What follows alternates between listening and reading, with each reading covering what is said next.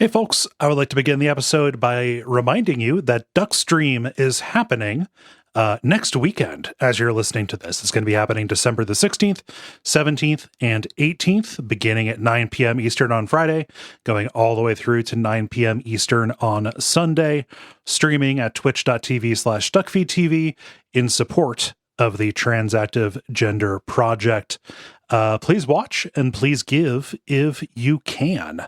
It'll be a good time. There's fun live events happening on the Portland side, and then I'm doing Resident Evil randomizer mod stuff on my side. It is a good time, or it's going to be. So thanks in advance if you're going to watch and give. I would also like to thank some folks. I would like to thank Brooks Thorup, Alex Case, and James Quixel. These are people who have gone to patreon.com/DuckFeed.tv and helped us out. You can be like them and get cool stuff in return. Thanks so much. Oh, also, here's an episode of the show.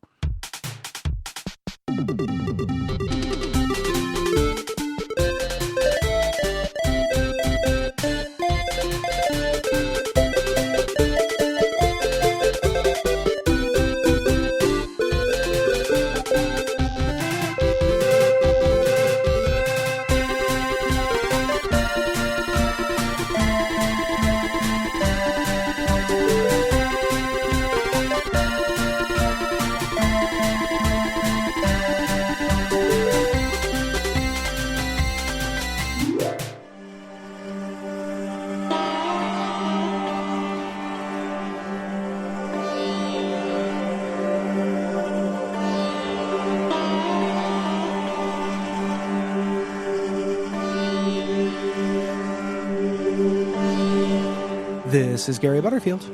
This is Cole Ross. And you're listening to Watch Out for Fireballs. It is a Games Club podcast. And this week we are continuing our discussion of Torment, Tides of Numenera, the CRPG developed by inXile and put out on PC and such in 2017. Yeah, the sequel to Torment Bolds of Numenera and Torment, what Downy of Numenera. I can't think of that many other detergents. Oh, there we go. Okay. Bold. Yeah. Bounce. Yeah. I think Bounce is specifically a little piece of garbage you throw in with your dryer. That may or may not give you cancer. Yeah, that you have to throw away later. I think that's what Bounce is. Oh man, I wish I could remember any of the detergents that Skinner looks at when he's fired. It's a great bit. Yeah, it's barely a joke. I don't know how you write something like that. Now that Liv has moved in, she uses dryer balls, and they get wrapped up in my clothing. And I believe in them. I'm not skeptical of them, but it does mean when I pull out my clothes, a bunch of balls come bouncing out everywhere like it's a clown party. You know, I was like, whoa, come here, you little guys. Like I had to go chase them around the basement, like Tiaki sacks and shit. It's a farce. It's Joker 2 starring Lady Gaga. Like every basement. Oh my gosh. But last time we woke up as the Last Castoff, poked around in Sega's cliffs looking for somebody to help us build up one of them resonance chambers to get this big, crazy force of evil off our backs. Maybe evil, we'll find out. And our quest is leading us looking for a tinker named Mazov. And we have left. Yes.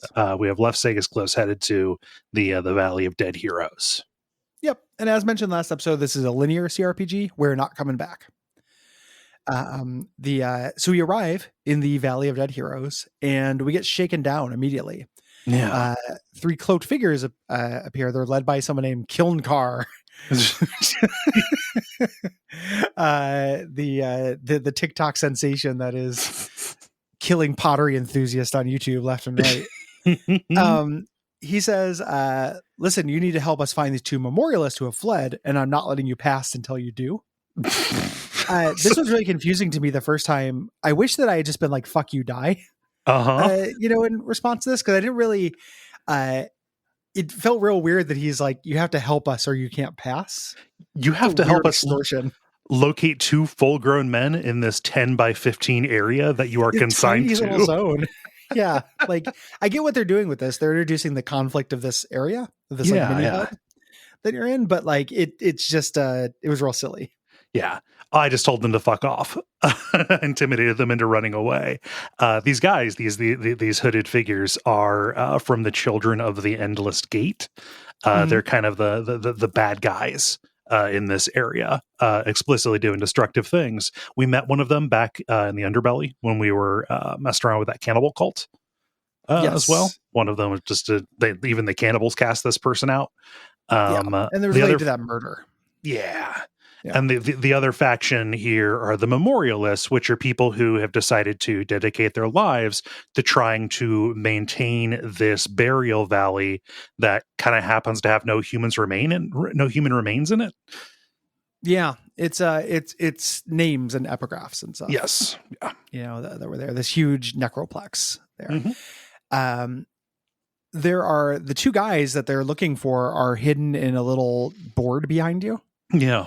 And you can pull them out and they're like, oh, thank goodness, and they'll kind of give you the lowdown. Yeah. When you walk further in, there's some miscellaneous doodads and like floating orbs and stuff to interact with. They're just, Numenera being weird. The first major point of interest, if you go up on this scaffolding here, up into the right, there's a little alcove. Yeah. And Eratus, when he gets close to this and as he's getting there, he starts losing it a little bit. Yeah. I mean, even like right before you walk in the front gates, he's like, hey, definitely this is a place I want to be, not being sarcastic, like, oh, I'm so into this. But it's clear that he is not able to speak what he is actually feeling. Kind of wants you to warn you off of stuff. If you go up to that alcove, you find some interesting not human remains, but evidence that that somebody was there. It says ebony alcove with an open kind of vault or container, and there's a shepherd's crook in it. Yeah, and the shepherd's crook makes Eratus lose his mind. He really doesn't like it. He acts really strange. He's very uncomfortable. Yeah, he remembers being here with a small boy who went to sleep and never woke up. Right. When you grab this crook, Eratus appears in the labyrinth in your mind zone. Yeah. And you can go talk to him and kind of get a little bit of the lowdown. We're not going to have the full story just yet. No. This is unraveled slowly, but this is the beginning of hinting that Erebos is not the himbo, or Eratus is not the himbo that he seems to be. Yes. But you talk to the spirit of him kind of inside your noggin, and this is him without the golden aura. And looking much more weary, right? He's saying, I was this like beast herder. I heard of these things called yoles. And I've, one ran away and I followed it down into the valley. And then I opened this box full of demons that possessed me. This is heartbreaking and horrifying. Like, it's some real The Endless stuff. They don't let me sleep. I'm hungry all the time. They don't think of me as real. I'm their toy.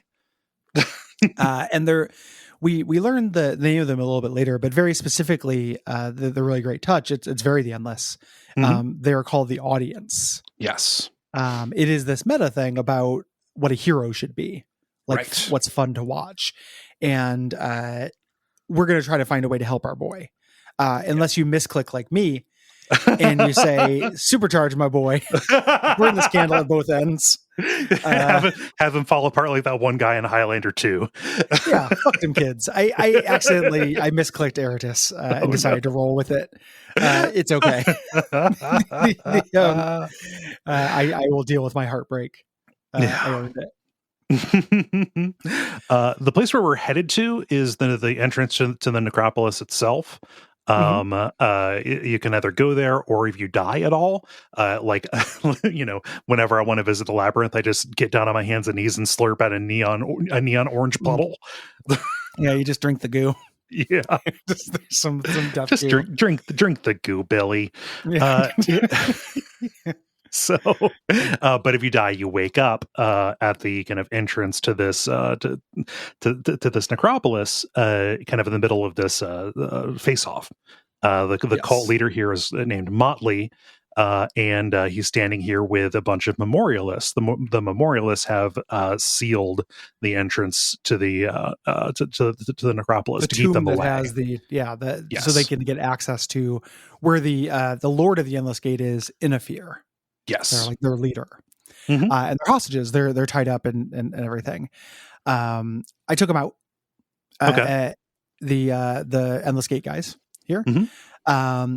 Regardless of either you take them out or you convince them, you can talk to the memorialist, who is, you can also get the password for the Endless Gate here. I just, this is where I was like, these guys, fuck them.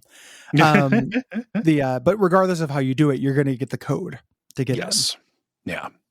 I intimidate them into believing that I am more powerful than their lord, which actually ends up being true. You're a main character of a game.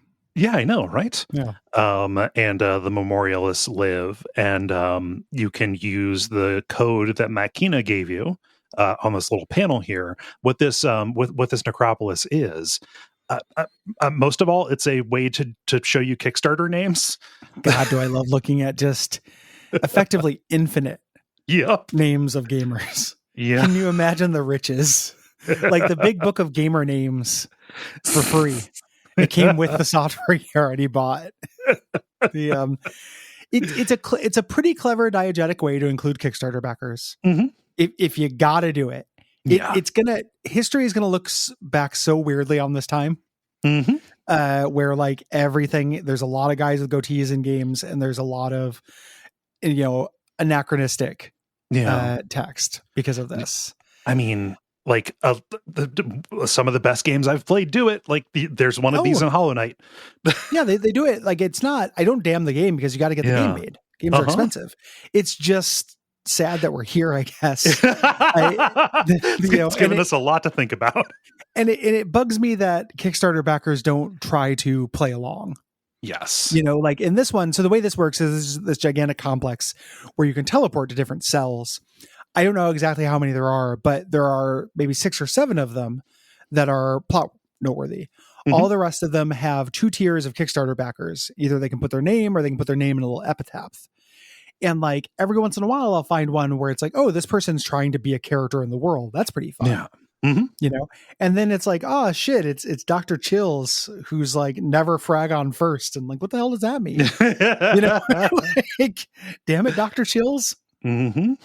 It works because Tides of Numenera can be anything. Like this could literally be in the canon, these dead gamers, built upon world, first world gamer, I love my dead gamer's son. Yeah, I don't.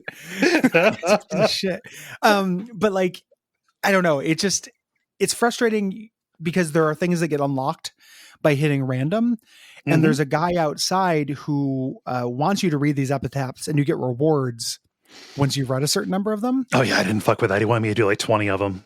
Yeah, it's I don't know how far that goes, like how many you can do to get rewards, but like, thank God I do not have a min-maxing gene where I have to optimally play, because I do not want to read 1,000 gamer names, or maybe tens of thousands, hundreds of thousands of gamer names. I don't know. So it's 5 digits that can go up to 5 a piece. So I can't do that math in my head, but it is somewhere less per. Yeah. So definitely tens of thousands. Well, no, they probably didn't have tens of thousands backers, thousands, let's say. Yeah, it's hard to tell, and we never will tell. Nope. And I don't want to tell. I'm not going to count the stars in the sky. Yeah, and just like count these grains of sand. The Metkina gave us a code that we use. The way you do this is through a code. I think this is actually a smart way to do an effectively infinite space with no budget. Yes. Like having you just dial into identical rooms, basically, with these codes. Like it gives the impression of it going on forever without actually having to do it. Yeah. Metkina gave us a code that will take us to the first Castoff's tomb. Where there's a mural at the far end that can take us where we're going to Miel Avest. But there are side quests we got to do. Yeah, we don't want to just leave these people. It's a mini hub. Yeah. Yeah.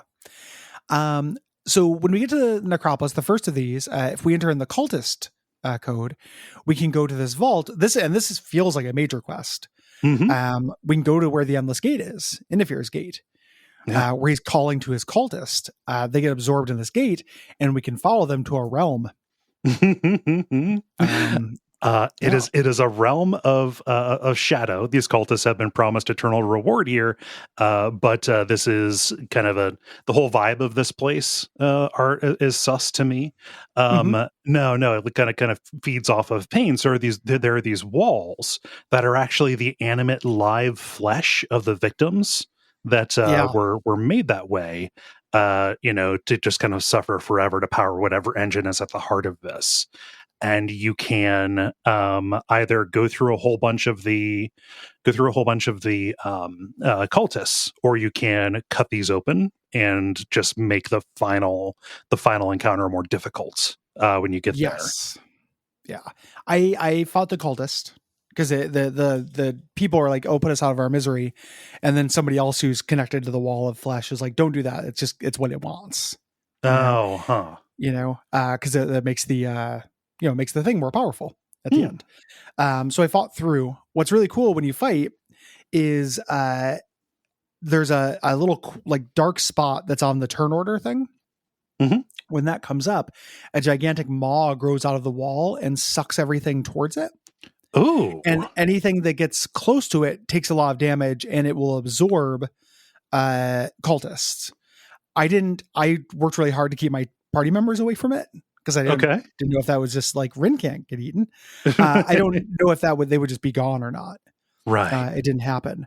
But I since this was the thing that would get more powerful, I'm like, I do not want this to eat cultist. Like I want to kill the cultists before they get eaten by this thing. So it was really interesting, like in a game without a lot of interesting combat encounters. It was a well-designed little CRPG combat encounter. Yeah, that's a neat way to use the arena. Yeah, I liked that. Yeah, but the boss of this place, Inafir, damned, it was not another Castoff. These guys are everywhere. Yeah. And he decided his place was to basically lead a cult in worship of this being, whatever is. Whatever it is. Yeah. And I asked him like, hey, so yep, this is my way of getting away from the shadow, of course. Yeah. Okay. Gotcha. Yes, the sorrow. And asked him like, hey, can you stop, because your followers are killing people and that's not good. And also, can you close the gate? And he says, he speaks in Inafir, I find a little bit annoying. He speaks in kind of lyrical riddles. Yeah. He's one of the more theatrical, some of the more theatrical dialogue.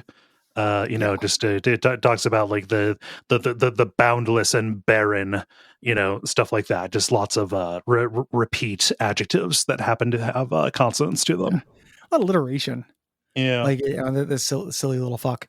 And it really kind of speaks to the general writing tension in Titus Numenera, I think, where like ideas are all A+, and then the prose goes between a C+ and like a B-, like a lot of the times. Like sometimes it's very good, but it's always twice the number of words you would need.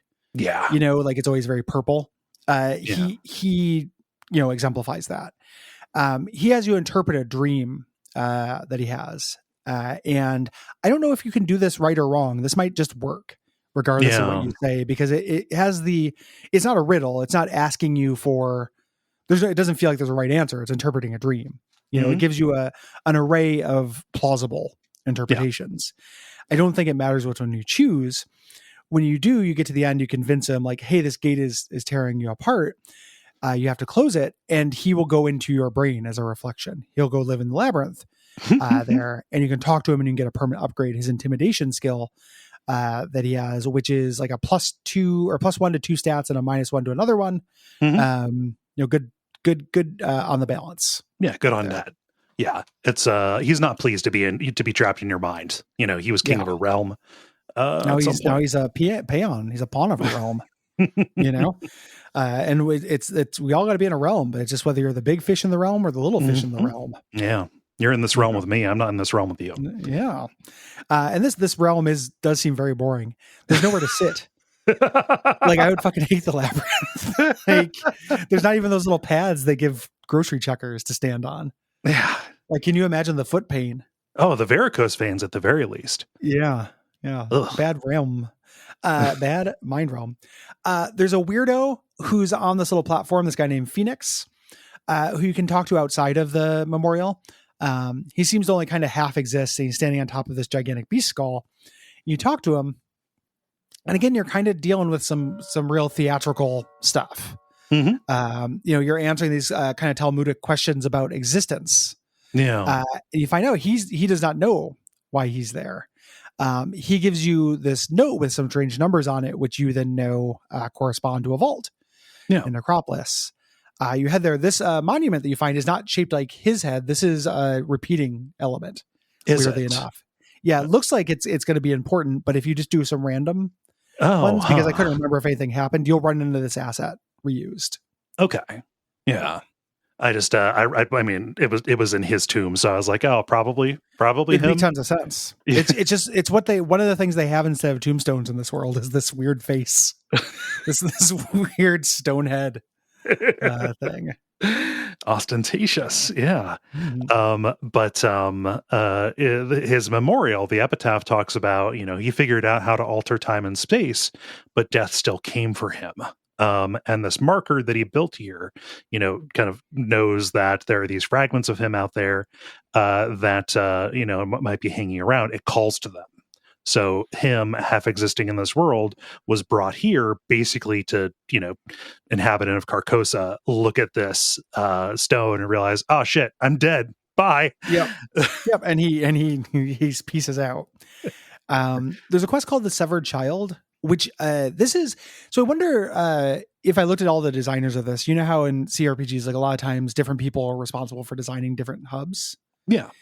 All these in aggregate, like I like the idea of the Valley of Dead Heroes. Mm-hmm. A bunch of these are sloppier than other quest things. Like the Severed Child quest just appears because you are wandering and you get a sense of this thing. Like you get that beforehand. Like you get this quest almost right away, and then you can ask everybody about this child named Choi, and nobody knows about it. At first, but you can do that for the whole beginning of it. The quest just comes with the area. Mm-hmm. It incepts into your head. It's silly. Yeah. And I don't know what this really adds up to. Like this feels superfluous to me. Yeah. You just this is just a way to learn that the cultists are actually bad guys. They're not like the cannibals in the underbelly, because by going and looking at her vault, you can get a memory. You pick up like, oh yeah, the cultists brought her here and skinned her so they could feed her to the Endless Gate. Oh, and also I believe it's her dad is one of the people who you can help find at the beginning of this stage. Gotcha. And so you can go tell him like, oh yeah, she's dead. Hey buddy, sorry. Just all right. I know the cultists are bad. They worship something called the Endless Gate. There's new stuff in the Mind Palace as well. Before that, though, there's a couple little neat bits of this. There's the area where you can rest in this is some people who are deserters from the Endless Battle. Mm-hmm. There. Talking to them unlocks a dialogue option near the end when you're asked about the Endless Battle. Oh, really? In a very Planescape-esque motion. Yeah. Like if you talk to them, you can, it's like recall the stories of these people blank about the Endless Battle. Right. There's a guy who is designed by I think the RPG Codex forums, who the idea is it's three guys. He's all three character classes combined as one, like horrible amalgam. Yeah. Kind of, and he got that way because they were trying to climb up this ramp to reach the artifact of like Prosephicus or something like that. Yeah. It's like all foramen jokes. Yeah. It's this area is the Kickstarter zone. Like this guy who feels like kind of a cool idea. What it ended up doing though, like talk about people looking at this era of games feeling weird. It's not just like, oh, there's a conspicuous area where there's 1,000 gamer names. It's also guys like this, which feel for all the world like they're related to something. Mm-hmm. Like this feels like a quest. He feels authored. He doesn't do anything. He does a thing that only makes sense if you know the forum in joke. Yeah. That kind of sucks. I don't like that. Yeah, that leaves a weird kind of gaping void. Yeah. In this zone. Yeah. You know, I'm fine with our in jokes because you have to you come here to get them. You know, Well, we're not doing a work of fiction. It's not intrusive. Yeah. It's part of the remit. Yes. You know, like if we, and also if let's say we made an adventure game and we packed full of in jokes, it would just be for our fans. It wouldn't be like a big commercial release. Yeah. This would be like if you and I wrote a novel and 90% of it was serious stuff. Mm-hmm. Had nothing to do with Duckfeed.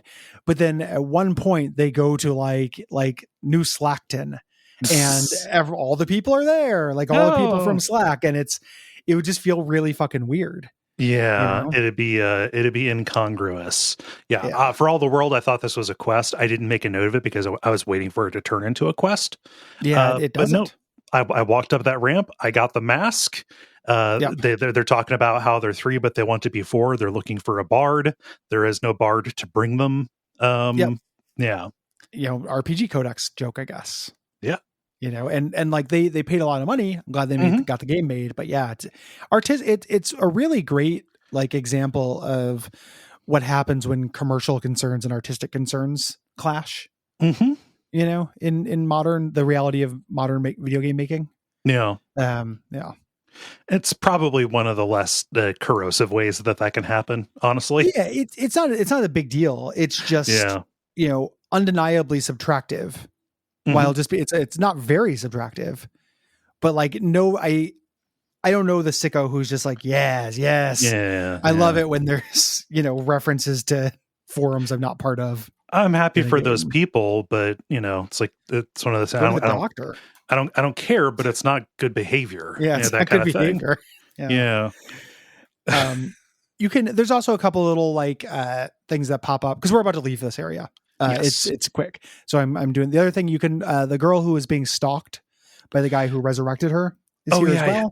There's nothing you can do with her. It's just nice to get closure and be like, yeah, that guy's for me, you know, permanently hypnotized. He will not fuck with you. He's in a realm. It just so she doesn't have to be looking over her shoulder for the rest of her life. Yeah. Makes sense. Yeah.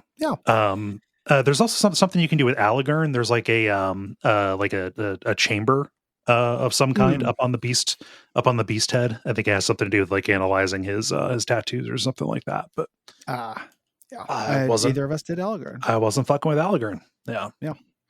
Inside your brain, the portion of the labyrinth where the other 3 cast-offs were when we hung out with the clock, the big magic clock, that was sealed. That's open again.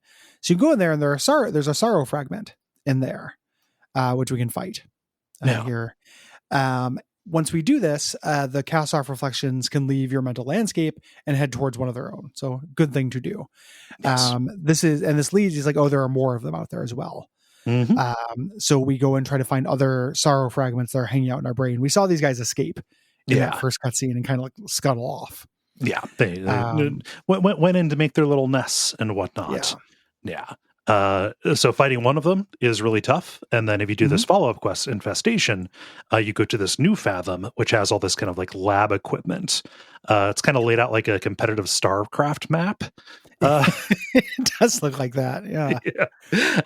Where there are these different platforms with like stasis jar kind of things. And these sorrow fragments, there are 3 of them that will spawn in.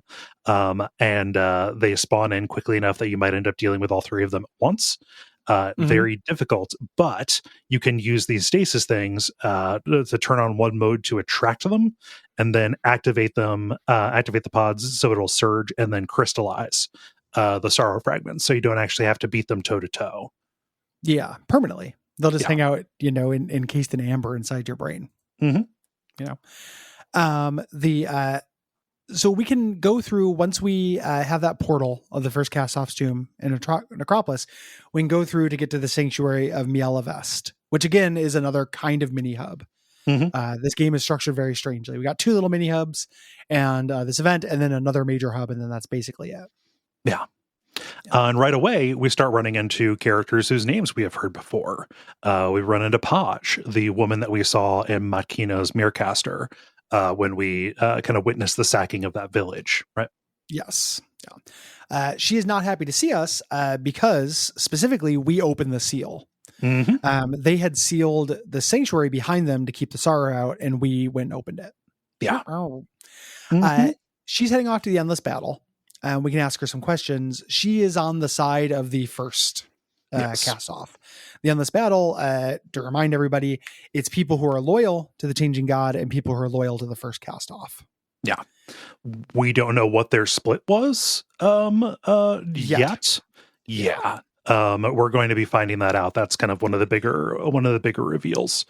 Yes. But you can ask, like, hey, so like you're working with the first, like what's like what was the plan for all of this? And she says, oh, you know, the changing god's plan was to outrun the sorrow by creating us Castoffs, using us and then leaving us behind to slow it down. Chaff. Yeah. Behind a jet, you know. Yeah. You know, rough stuff. She says Mazov hasn't been seen in like a decade, but somebody named Audrey's, 2 A's, 2 I's, Audrey's might know, or that. This is kind of a matron of this zone. Yeah. There's also where you meet this diplomat named the Chalcedon. He is the changing god second command. He's leading the other forces in the endless battle. I love that they just hang out here. Like they're both here at the same time because it's an endless battle. Like there's no point in being on the clock all the time. Oh, of course. He basically says that the endless battle is about this ingratitude of the Castoffs. The changing god has a plan. This whole thing is a test to improve these bodies before casting them off. And so like I don't want to get into it. We're going to, in 2 hours, I'm going to talk shit about this whole conflict. Yeah. Just put a marker in here. This was immediately the first whiff of bullshit though. Where I was like, oh, no one would believe this. This is so stupid. Yeah. Like, who are you that like you have an entire army who believes that you're being manipulated, created, and abused as a test? You managed to conscript an entire army, and I helped you, like in that bar. It's so dumb. You know, I just it's a really hard thing to believe and hard thing for this many people to believe, I think. Yeah, like if they were like, there's maybe an appeal to like ego on this. Like you are special, you are gifted, you have unlimited potential because you are as of a god. But also you're not going to do anything with that because we're going to send you to die over and over again in combat. In trench warfare. Like you have unlimited potential of a god. Go breathe some mustard gas and die saying your mother's name. You know, like I don't understand. They don't do a very good job of selling war as anything other than awful. Right. You know, but the narrative requires that characters in it are okay with it. Like talking to this guy after talking to the deserters, who are all like genuinely very damaged. It's just real weird that they spend a lot of time in reality that I live in. Gary, not the character, spends a lot of time making me understand war is fucking awful. But this conflict has to rely on some people being like, no, this is actually pretty good. Yeah. And not just, you know, I understand people commit war in real life, but the soldiers are not like generally enthusiastic about it. That's a pretty outmoded idea. It's been forever since we've had a war that we fought for something that is worth believing in. You know, we don't do that anymore. We just go for weird geopolitical shit that the soldiers cannot understand, and they go so they can go to college. Yep. It's all horrible. You know, it's just, it feels very weirdly medieval for a sci-fi techno future kind of setting, you know? Yeah. It's, they really could have done a better job of building up the other side of the argument, I think. And that's true the whole way down. Yes. With the changing god, which again, put a marker, 2 hours. So we talk to him, we get this information. There's other people we can talk to. There's Elkashai, who is this Castoff in the southeast, speaks of himself in plural. And we ask what happens. He found this clay glove while seeking shelter in the battle, put it on, and it let him control a golem for many years. But one day it broke and hundreds of voices flooded into his head. Yes. Turns out it wasn't just some kind of like war automaton, wasn't a golem. It was powered by a whole bunch of gods inside of it. We know what this is. Rin looks into him and says like, oh, I don't recognize them. They're not my kind of gods. They're really rude. What happened to him is basically exactly the same as what happened to Eridus. Yeah, they except he had it through a power glove. Yes. Doris is in the southern part of town, and she needs you to prove yourself before she gives you a Maricaster with Mazoff in it. She knows that you can change the past. Yes. We learn about her, and the one weird little touch of this thing that's going to, again, be leveraged for a lot of thematic and narrative power in the end of the game, impotently, I think. She says she doesn't like using her tides. You know, she believes that the tides hurt people. Right. And as an example, she says, like, hey, you know, I had Calistage with me. And she's like, you know, when you arrived, she asked what happened. And you say that Calistage and Elegern were fighting. She says that's predictable. Like, these bursts in tides bring conflicts into sharper focus. Yes. They maybe wouldn't have gotten along forever, but this brought it to the truth. You know, brought the truth to the surface. It was a flux, right? Yes. Yeah. Yeah. And we can talk about this. She has a point, but not mechanically, is the thing. Yes.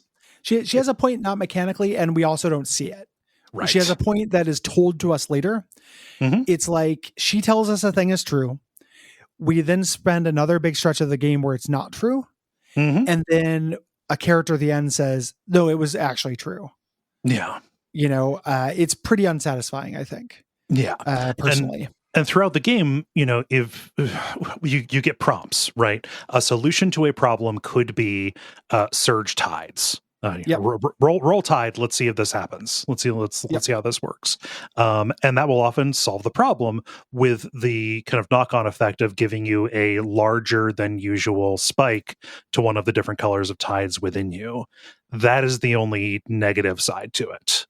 You know, plausibly, if you're caring about what your dominant tide is. Well, and you don't need to care about that. Nope. Because, you know, as we talked about in the first episode, it is something that is not a fully realized mechanical concern. Further, at the end of the game, they say, like, actually, no, it's not just using tides. It's just hanging out. Oh, it's just leaking off of you. Yeah. Yeah, it's such a fucking cop-out. I forgot how much, like, playing this game again, I was just like, oh, man, fuck. Like, this is great. Like, we're going to get to the bloom. I think the bloom is awesome. I love everything about the bloom. You know, it's like, oh man, Eridus, oh fuck, Rin, like, yes, give me these characters. Why was I, you know, B about this game? Why did I feel like this was a B? And then I got to the ending and I was like, oh yeah, fuck, it's limp because it cheats. Yeah. Like it's a limp cheater. It's shaking hands with a frozen piece of chicken, you know, as they say. So we're gonna get that, but she's starting one of the very few bits of lip service to what is going to be the reveal at the end. Yes. She wants you to go talk to other people. She's kind of testing you. Yeah, just like, oh, go and listen to these people and bring back what you learn, right? Yeah. And the first person that she sends you to is to a person with a villain named Melmoth. Melmoth. I am Melmoth. You say it's Gargamel's deadbeat half brother. Melmoth. He loves Smurfs. The Melmoth, you talk to him about tides, and he's like, no, tides rock. They exist to be used. Doris is an idiot. And I'm like, I'd like to subscribe to your newsletter. Next, there are two people who are having an argument about the endless battle, and you have to get them to stop fighting. Because if one of them attacks the other, they have to be exiled, and they're going to be sorrow bait. Yes. They both describe their view on the endless battle, one of which who is right, who is like, this is dumb and pointless. One of which is incredibly wrong, who is like, no, we should do the endless battle. Yeah. You know? And as far as I can tell, there's really no cost associated with the saying, like, hey, listen, you guys can have your disagreements, but do you want to start a fucking war? Or make a war within a war? Do you want to break the truce in the sanctuary, like, and ruin this? It's not a gameplay thing. It's not a puzzle. Like, there's no statistical or resource cost for this. You just say, hey, what if you guys didn't do this? And they go, you know what? It's been hundreds of years, but I never considered that. And then they do it. Like, there should be a cost to this. Yeah. You know, I like the way this area ends a lot. But up until this point, it's all tying into the grand, you know, this game, which is good on the micro and vapid on the macro. Yeah. Here. when you go back and talk to her, she's like, what do you think about the endless battle? I'm like, it's fucking stupid. It's the endless battle. I followed a trail of breadcrumbs that began with endless and ended with battle. Then this is good enough for her. She's like, why did I send you on these things? I was like, to get different perspectives. And she's like, that's exactly it. I'm like, cool. Give me the goddamn plot coupon. She gives you the Maricaster. This belonged to a cast-off named Zirian. And this was the last time anyone saw Mazoff. Yeah. And you go into this and you are in an alien kind of landscape. This is like a volcanic mountain range. You're walking along a path that is like a spine of a huge beast, and the like the rib cages are jutting out above you, like these obsidian ribs are jutting out. And I'm like hanging around and looking for a path. I run into some. Oh, go ahead. It's kind of like a little like miniature text adventure, but there's a right way to go. Like you can go around, pick up some items and stuff. You can run into some critters. These fire white things, but it's just sourcebook stuff. Like it doesn't really relate to our reason for being here. No. I got killed by those fire whites because I couldn't discern how they communicate. It's kind of like, I can understand their language of temperature fluctuations. Then they just all like converged on me. What happens when you die in the Maricaster? So in this one, you just wake up. You like this thing called the Chimera gets a hold of you and brings you in so you can speak with Mazoff. So it's not a failure. Oh, interesting. So I was looking at the notes here, and it's like you said you could ask to speak with Mazoff, and he opens a viewing screen. I went over to where if you don't get captured or if you don't die and go here, you can walk into this place and talk to him, and then just go walk over and talk to Mazoff. You say like, can I talk to Mazoff? And you go over to him physically. He doesn't open a viewing screen. So there's some differences here, but there are differences without distinction. Like, this is backstory. You can be like, hey, Mazoff, what's up with this resonance chamber? And he says, reactivating this is a really bad idea. The changing god wants to use it to defeat the sorrow by using that chamber to merge all of the cast-offs back into his body. Some kind of reverse clown car. Yes, everyone will die. Jamie Madrox will absorb all of his dupes. You also find out that the first cast-off is still alive, and she knows a way to use the resonance chamber without sacrificing everyone. Okay, cool. Yahtzee. Why isn't anybody listening to her? Yes, we got to go check out this person. The first cast-off is in the Bloom, but we don't know where. However, I think this is really cool. We get pulled out of this dream. Like before we can get more information, we're pulled out of the Mirrorcaster because while this we're in the labyrinth, we get pulled in the labyrinth near the Spectre. And this is where we find out the reveal, the Spectre, who has been like only kind of helpful up until this point. One of my favorite things that happens is you'll be like, is there anything new that happened in the labyrinth? Which would be very useful in a game with a hub. And he goes, you tell me, it's your brain. Go explore. Like, I'm not here to do this ease of use thing for you, player. The reason why he's so unhelpful is he says, like, listen, I'm not part of you. You're part of me. I'm the changing god. Why not let me drive? Yeah. Hey, why don't you, just take a step back and, here we go. We know where the first is now, right? So we can go take care of her once and for all. He doesn't think the first way is real. That's not going to work. And it becomes abundantly clear in the way that he's talking to us. He doesn't think the cast-offs are real in a way that matters or that he can care about. They're just elements of him that he left behind that only have sentience because of basically happenstance. Yes. Again, for being a central conflict of the game does not make a strong enough argument for this. Yeah. You engage in a psychic battle. There are a bunch of different things you can do. You can talk about what happened with him leaving that probability machine on under Sagas Cliffs with the women who are being, I unleash the words of Craw on him. I do that. I'm Annie Oakley with that shit. I unleash that at a moment's notice. Everyone gets the words of Craw. Yeah, I kept the words of Craw in, but I still managed to get out of this. Yeah, it's just a test. And eventually you are forced to, no matter how you weaken him. I think this is also a foregone conclusion. You have to use the tides against him. I think that what they're doing here is having one mandatory use of the tides in the plot to make you complicit in its dumb tides are evil, but maybe they're not, but maybe who knows thing at the end. Something like that. Yeah, because I had done every non-standard way to weaken him, but there was nothing I could do other than unleash the tides. Mm-hmm. Yeah.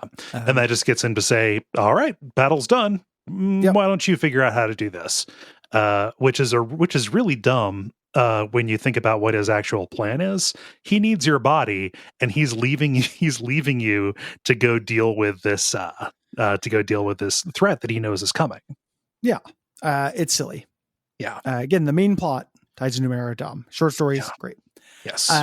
When you reappear in Miel Avest, I have a real weakness for this kind of thing. Like, you've been doing a battle in the psychic realm and things have been going to shit in the real world. I really like that. Yeah. This whole area has been exploded and under assault from the Sorrow. Yeah. This like red and black fire is everything's on fire. There are all these tentacles everywhere. There are those little tentacle creeps around, and we start a really complicated crisis. Yeah, this rules. Here. Yeah, this is great. I really like this. So we need to save as many cast-offs as we can on our way to get to the teleporter. Yes. And this is complicated. There's a lot of things you have to do, like get through debris and shit on your way to help people, and then convince them to go off. Yes. On your own. Which can take a couple of turns sometimes. And not all of your characters can smash the debris out of the way, right? Not all of your characters can pass the speech tests, and it is just, everything is just so thoroughly gone to shit. Like, you are turning on these little field generators to clear a path of this sorrow fire that does damage to you, but eventually these are going to be turned off, because you can try doing this. You're not going to get everybody away before the sorrow itself actually shows up, towering as big as a skyscraper over this plateau. Big, very Lady of Pain. Yes. Esque. The way that she works mechanically is, on her turn, she can blow up one of these generators. The generators keep the fire away, and it will weaken any of her little tentaclings that are in it. Gives them a negative fettle. Or she can just one-shot a Castoff who's here, including your party members, and they will be dead forever. You want to keep them away from her. It seems like she favors like unnamed NPCs and then named NPCs than party members. But if you are bad enough at this, there are real consequences. Yes. Fun trivia. They give her this outlandish health pool. Originally, she did not have regeneration. Okay. But somebody figured out how to kill her through just having high enough dodge. Like, she could not hit them. Oh, that's fun. So somebody, killed her, and the game doesn't want that to happen. It doesn't work. So they eventually just made her regenerate an insane amount of HP per round. Yeah. So even if the best you can do is a stalemate where she can't hit you, but you can't damage her. I mean, so much is stacked against you on this. This is not made. Yeah, you're not. It's not an encounter that's made to win. Yeah. Yeah. It's not combat. Combat happens in it. You can also just run away from the tentaclings. Like, this is a cool execution of the way to mechanicize broader role-playing situations other than combat, which tend not to be handled mechanically in CRPGs. This feels like a more mechanically intricate homage to like the floating continent in Final Fantasy VI, actually. Getting away from that, the time thing to me. And with something that happens later, there's Final Fantasy like fan stuff in this. To me, in terms of it versus the floating continent, it is cooler to do it this way than to have random encounters pop up. Oh, of course. Yeah, of course. Like that's Coward's way of doing this. Well, I mean, also 20 years earlier. Yeah, of course. It's interesting that they figured out a way to do it other than just like, I don't know, fight. And it's like, it's super dramatic too, because, Idris, she decides, all right, I'm going to use the tides. Never used them in my life. I'm going to, distract her, because the sorrow blows up the teleporter pad, that was the primary escape route. And Idris says, oh, this weird little pyramid over there, it'll take a while to figure out how to work it, but hopefully it will still get you where you need to go. And she starts trying to keep the sorrow busy by firing off her little tide, little tide maelstroms. Yeah, magic missiles. at it. The Sorrow will eventually kill her. There's no way to save her. Right. You make your way over there, and it's a complicated task to get over to this pyramid. You get there. There on the way, you have to stop and talk to different Castoffs and convince them to fight. It's like Malmoth is like, leave me alone. I've lived a long enough life. And you have to be like, no, you didn't. And convince them otherwise. To tell him this isn't how the story of Melmoth ends. Yeah. This isn't the Melmoth I fell in love with. You're going through and doing that, and you get to the end, you can force the pyramid. You can use tides to bypass it, basically. The game said not to use tides at this point, but I did that because I was running out of time. Right. It's interesting because you lost everybody except for the arguing couple. I could not convince the arguing couple because I sent Eratus that way, and he's a himbo and he's not good at convincing people of things. So they said they were going to stop and try to save people, and Eratus couldn't convince them, so they stayed behind. I saved everyone else. Yeah, no, I only got them because like my best talker was my main character, was the Last Castoff. So like I had everybody else going and doing all the technical stuff while my guy was going around talking to everybody. Come on, guys. I kept trying to have Ren talk to everybody because she couldn't do anything else. Yeah. But the turns didn't always line up that way.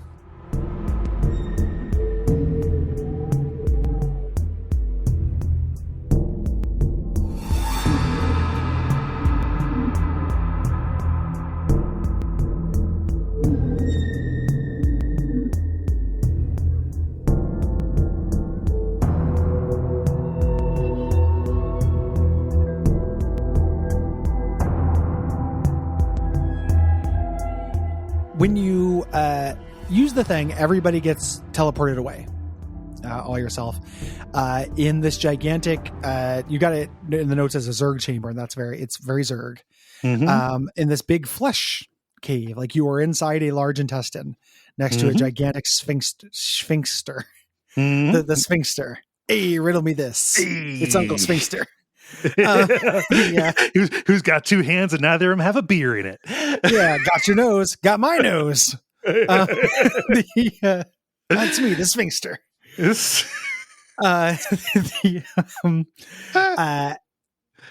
in a totally different zone. This is the Bloom. This is our second of two major hubs in the game, and we meet this man named Dracogen, also a fun villain name. Yep.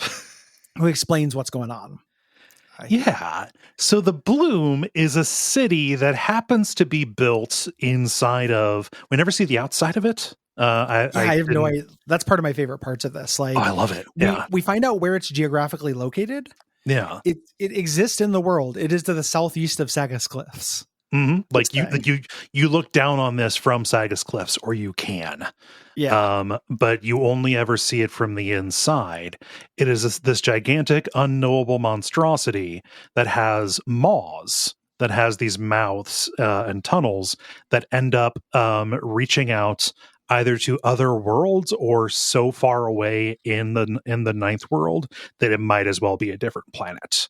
And you open these maws by feeding it something that it wants. Most often, some kind of like violent criminal. It wants so this is clearly this game's like 10% sweaty attempt to emulate the doors in Sigil, right? Yes. The doors in Sigil, the whole idea is anything with three sides, or any enclosed space can be a door, and the key can be anything. So like there's the quest in that where somebody's whistling and they happen to be whistling the tune that is the key. So when they walk under this underpass, they get teleported. Yeah. That is the horror.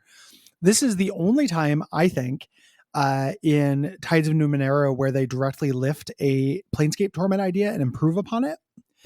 I like the maws a little bit better than that because it's not accidental. Opening the maws is something you want, but you don't know what they want.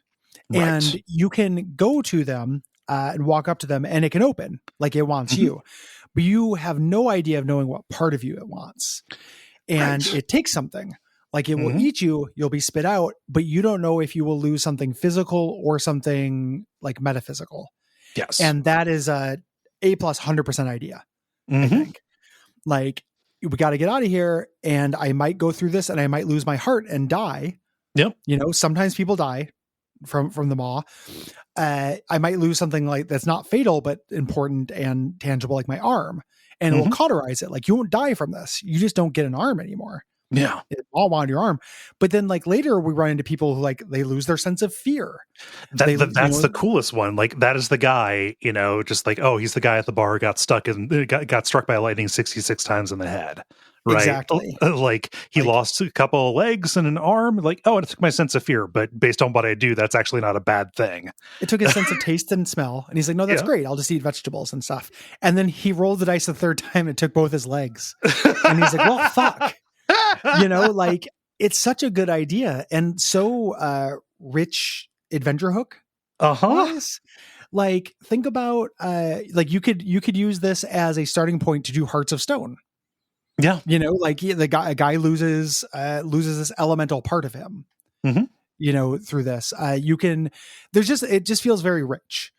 Like, there are a lot of cool ideas, and it has cool world building consequences. Like, in this world, we're gonna learn about this in a second. We start talking about the side quest.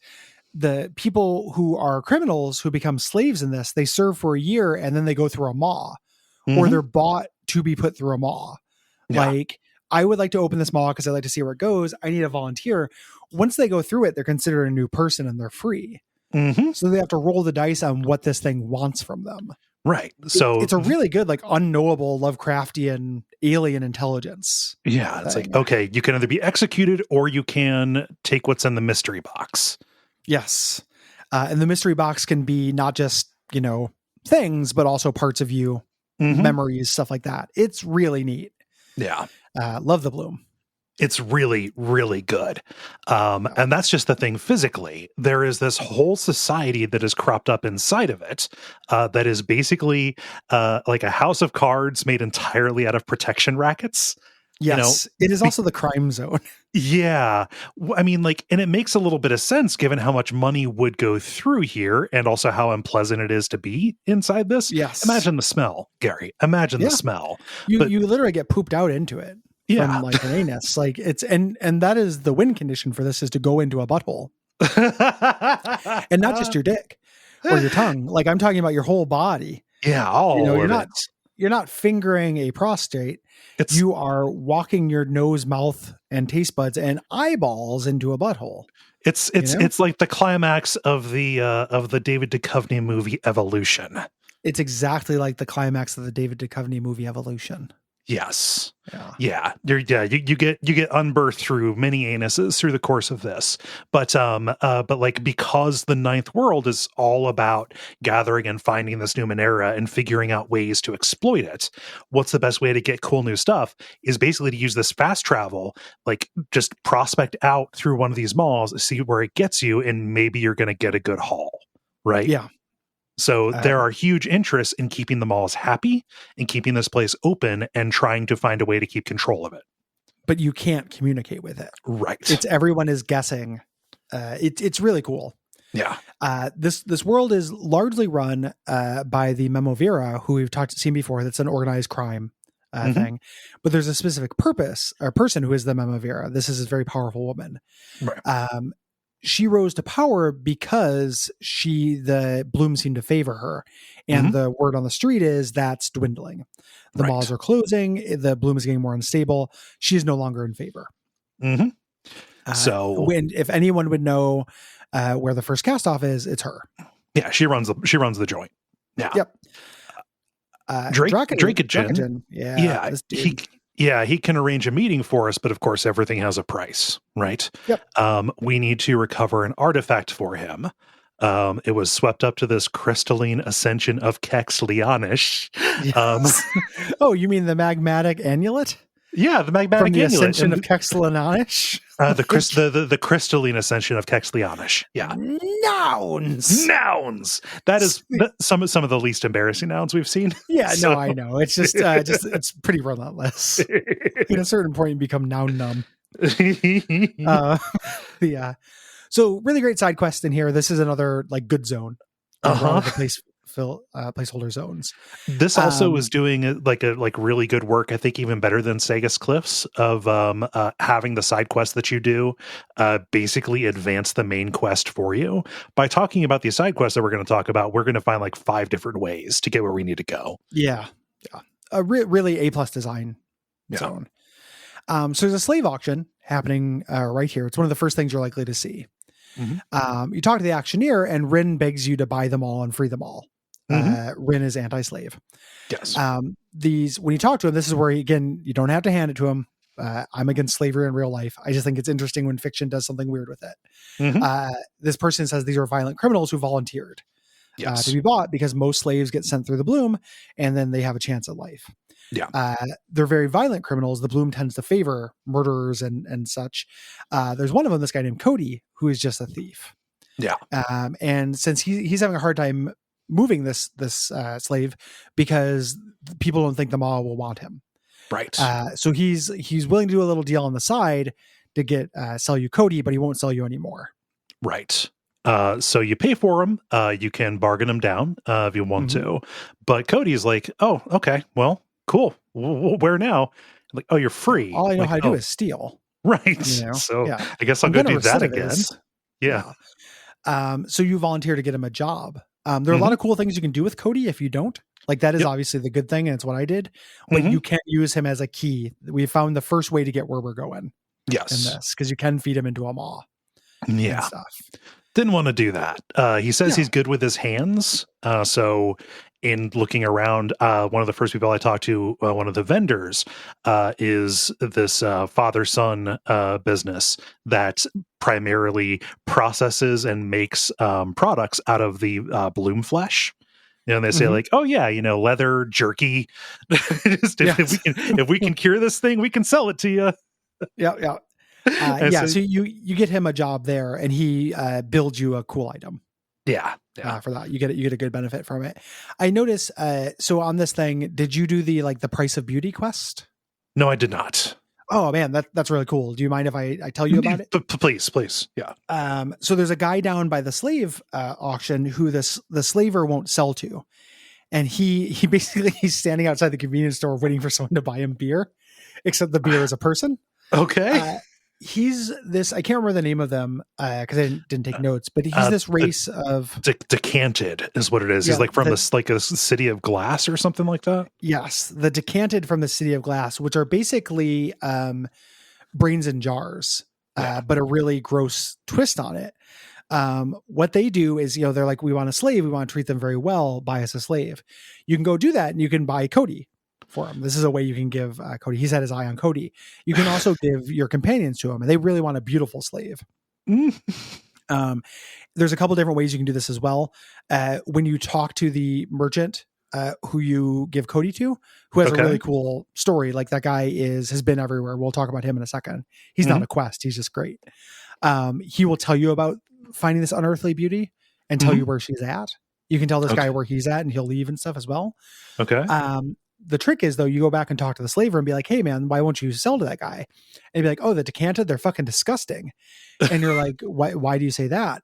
And what they do is they just are doing a body swap thing where they buy beautiful slaves, cut off the extraneous head, and then put their heads on them. It's just like never ending old people harvesting the bodies of young, trying to find the beautiful. It's like Get Out.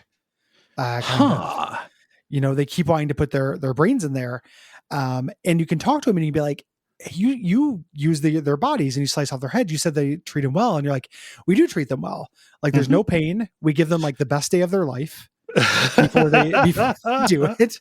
We put it on Instagram. We let the dog eat as much, food as he wants. But he's basically like, to him, he's like, yeah, it's not, I don't understand what's weird about this. Like, they're appreciated in this way. And they were slaves. Like we're just using, and you can be like, get the fuck out of here. I'll kill you. Or you can give them somebody, which I didn't because they're monsters. It's monstrous. The decanted are really cool. And I love that name for them. Like that's just really evocative and good. Just, you just pour the consciousness from one thing into another. Yeah. Super, super fucking cool. Like I love those guys. Yeah.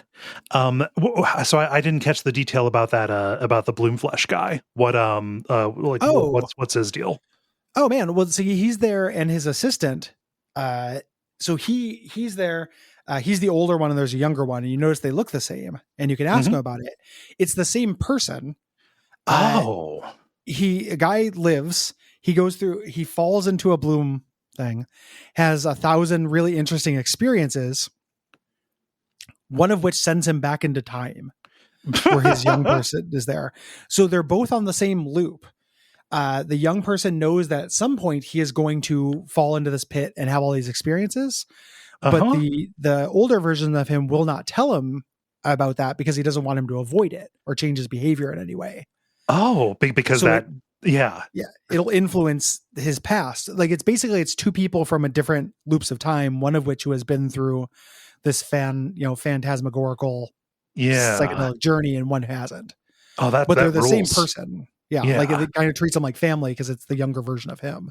I thought it was a father-son thing. I thought it was just cute that they both called each other by the same name. Thought it was a surname. Yeah. No, not in Torment, baby.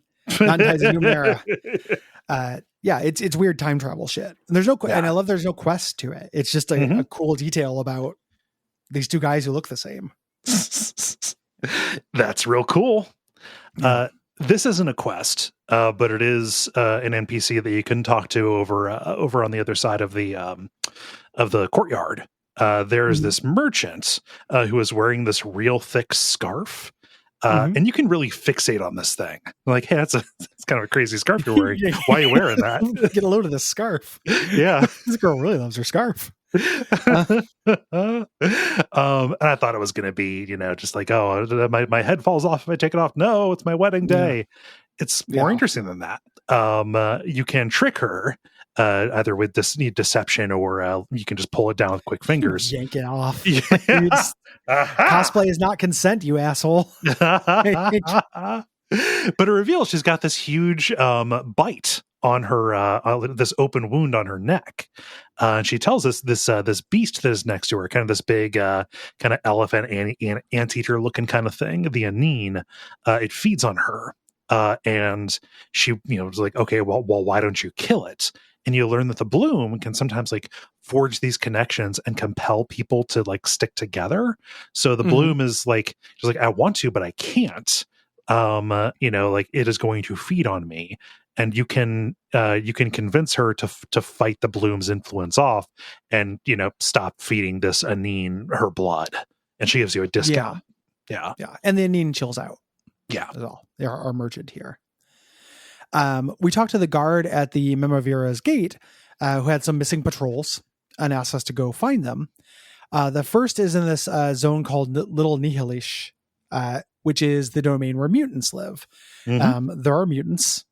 We've seen a couple of them, but we don't really get a whole explanation for it. What's kind of cool is they're led by their prince, Garkodo, who is in a tank. Some big orb. He's an orb in a tank. Yeah. A real Quado kind of situation. Yeah. When we walk in, there's a standoff. The Memavira's enforcers have shown up to collect their money, and the mutants are like, we're not paying. You can't do anything anymore. Yeah. The Memavira's in the news. Yeah, Memavira, like just we know that you can't actually do anything, so why would we do this? Garkodo is going to be the new boss in town, right? And then this starts a crisis where nobody is fighting at the start. You basically have to act as like an intermediary, talking to both of them and figuring out, okay, like what would get you to walk away from this without killing somebody. Yep. And ultimately, one of those tasks I had to do, I failed, so I ended up paying them off. Okay. This game has, I didn't really talk about this in generalities, but it's worth talking about. Has kind of a fucked economy. Yeah. Like I talked about having all kinds of cool, doodads I couldn't use at the end. The economy is like, for the beginning of the game, it's pretty tight, and right around here in the bloom, you start making more money than you could ever use in a million playthroughs. Oh yeah. So like things are expensive and I buy them, but you're just finding stuff nonstop to sell. Yeah. So I'm just like, yeah, here, have $400. Stop fighting, just take it for God's sake. Yeah. And they just do it. That's it. But like as you succeed these checks, like you de-escalate the situation. Like it gives you these little like reports like, okay, kind of seems like this side's calming down. And like it's real funny because I had my 4 people split up between the two of them. So it was the Last Castoff and Aridus like on one side and the 2 others on the other side. It's like, okay, what can we do? Like let's just Kissinger this thing, man. By which I mean murder millions of innocent civilians. Yeah. And then live with no consequence. Yeah. But it's very funny. Basically, I do the same thing that I did with that bickering couple up on the plateau, saying like, "Yeah, you really don't want to start a war. This is senseless. Like, just pay." I forget if they paid or if they just walked away, but it's like, no, this can't be the first shot. Yeah, war, dumb. Mm-hmm.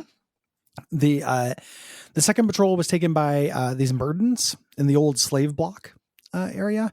You have to talk your way past the Murdens and then pick the lock to their cell, and you can create a ruse so they can escape, or you can go kill the Murdens. Yeah. This is the guy who was the dad of the kid who I ended up sending into the time into the house of empty time. Yeah, the House of Empty Time, because like I don't know, he needs some help, and it's kind of sad. He thought his dad abandoned him, but his dad was taken prisoner.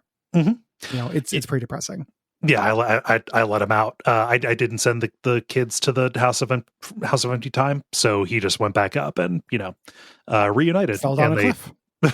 Well, in a couple of years, give or take. Yeah. But those are the 2 patrols here. Right by where you popped out of the anus there, there's this refugee named Quion, who is your innkeeper at the start of this. She is, saying like, "Hey, I've got a tent here if you want to sleep." But you can talk to her. You actually see these 2 mutant gangsters kind of walking away, and you can ask her like, "Hey, what's going on with this?" They're oppressing her for protection money too. So the mutants are doing their own thing, like right on the Memavira's doorstep, which they're getting more bold. And I volunteer to help. She seems like she's pretty nice, so you can go and go to Little Nilesh and talk to them. Vrung, who's the guy, and then Delny is the girl. Yes, Vrung has this psychic hold over Delny that manifests in a cool way. Mm-hmm. Like he's covered with this shadow that leeches off of him onto her. Mm-hmm. You intimidate him into releasing it, and he flees. And you can heal Delny and basically say that he took over. Like she was enamored with him because he was a bad boy. Mm-hmm. And then he sensed her psychic power and leashed her so he could use it. Yeah. Sad. Very sad. You could also kill him or kill both of them, I think. But you do this. It kind of implies he's going to come back. But this game isn't that, concerned with things coming back. Like we're going to leave here and never come back. Right. So it's a linear game. Yeah. There are 2 quests with Tiber here, but I was not using him. There's Broken Hearts and Lost Loves. Do you know what these are? I didn't get a chance to look them up. Very vaguely.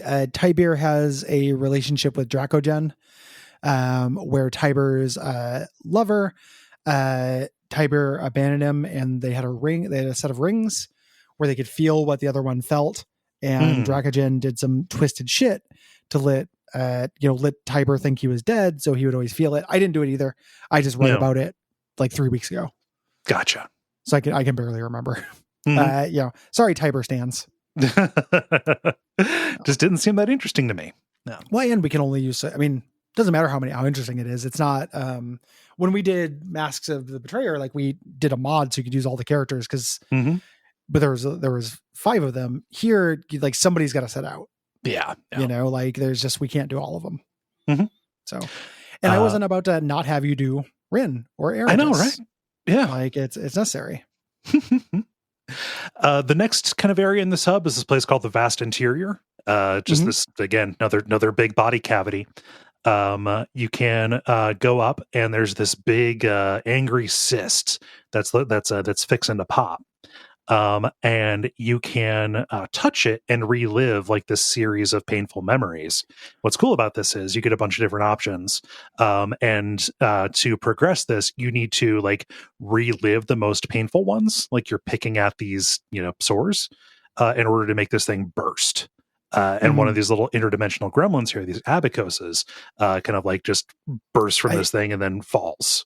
It's the funniest thing that's ever happened. He Yeah. burst out, just walks over to the ledge and jumps out. It's exactly like the guy who jumps out of the meteor in The Simpsons in the X-Files one. Shut up. And then just like walks over and jumps away. It almost actionably. It's so funny. You can't talk to him or anything. He's just like, out of here. He jumps into a pit. He ends up being an asset in an encounter later on. Yeah. You find helping where him he out jumped ends up to. being a buddy. Yep. You land there. Yeah. But in the assorted pus and effluvium here, you find this object. You find this thing called the mesmeric handle, which is the hilt of a blade, but there is no blade to it. Yeah. But it does have a name on it. Yoksu. If we go and talk to the scientist in the shanty part of town, he says a crashed vessel in the mutant zone could contain a power core for it. Yeah. And you put that together, it's a scalpel that will cut through anything and will specifically cut through bloom flesh. Yes. We go to this crashed vessel and take the power core from it. And it's a spaceship. Yeah, there's a spaceship that landed in this gigantic tumor town. There's multiple things that could take us here. It's worth noting other people send us here as well. Like earlier we were talking about these quests being integrated. They're very integrated. Yeah. You take the power core and the ship's AI manifest projections of all the people who died in the crash as a memorial. The ship is like, my job was, it's sad. Like the ship is like, my job was to keep them safe. Having not done that, my job now is to keep their memories alive. Yeah. And you can tell the AI, like, okay, well, this isn't going to work forever. What if I kept their memory alive inside of me? And you can basically invite the AI construct of these different crew members into your labyrinth, into your skull. Yes. Yeah. So if this game were a little bit more like ludonarrative consonant or resonant here, there would be a cost to having things in your head. Yes. It's always the right solution to invite people to live in your house in this game. Yeah. Like 10 times out of 10, if you have the option to send somebody to your brain palace, you want them living in your brain. Yes. Like it would be cool if there was a law track, in there or something. You had to be suspicious about who you let shack up in your dome. Yeah. But no. I've got the cult leader from the Endless Gate hanging around in there. Words of clawing around. Like the whole thing is a shit show, but I am not encouraged to care. Right. It's kind of not great. It's fine. It doesn't bother me that much. It's just like a missed opportunity. Yeah. I don't care about it, but it's not good behavior. You combine the core with that handle, and then it gives you a weapon that is also an item that you can use called the transdimensional scalpel. This ends up being a way to brute force your way through malls and through a couple of other situations. But if you need to cut bloom flesh, you can do this. But it is a huge boost to your red tides, and also sometimes it makes things more difficult for you. There might be little corpuscular maw enemies waiting for you on the other side. Yes. You are, in a vague sense, encouraged to have the bloom like you. Yes. And this makes the bloom not like you. Right. There's I don't know how to do it. There's an achievement you can get where the bloom will make you the new Numenera. I saw somebody referring to that on a message board.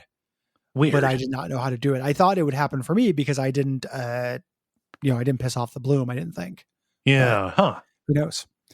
This Ioksu person, we talked to him. He wants us to deal with these bloom worshippers who are outside his shanty because they're interfering with his experiments. What he's doing is he's trying to catalog it. He's like, we can't just have a big mystery tumor. I have these instruments, and the bloom resists this.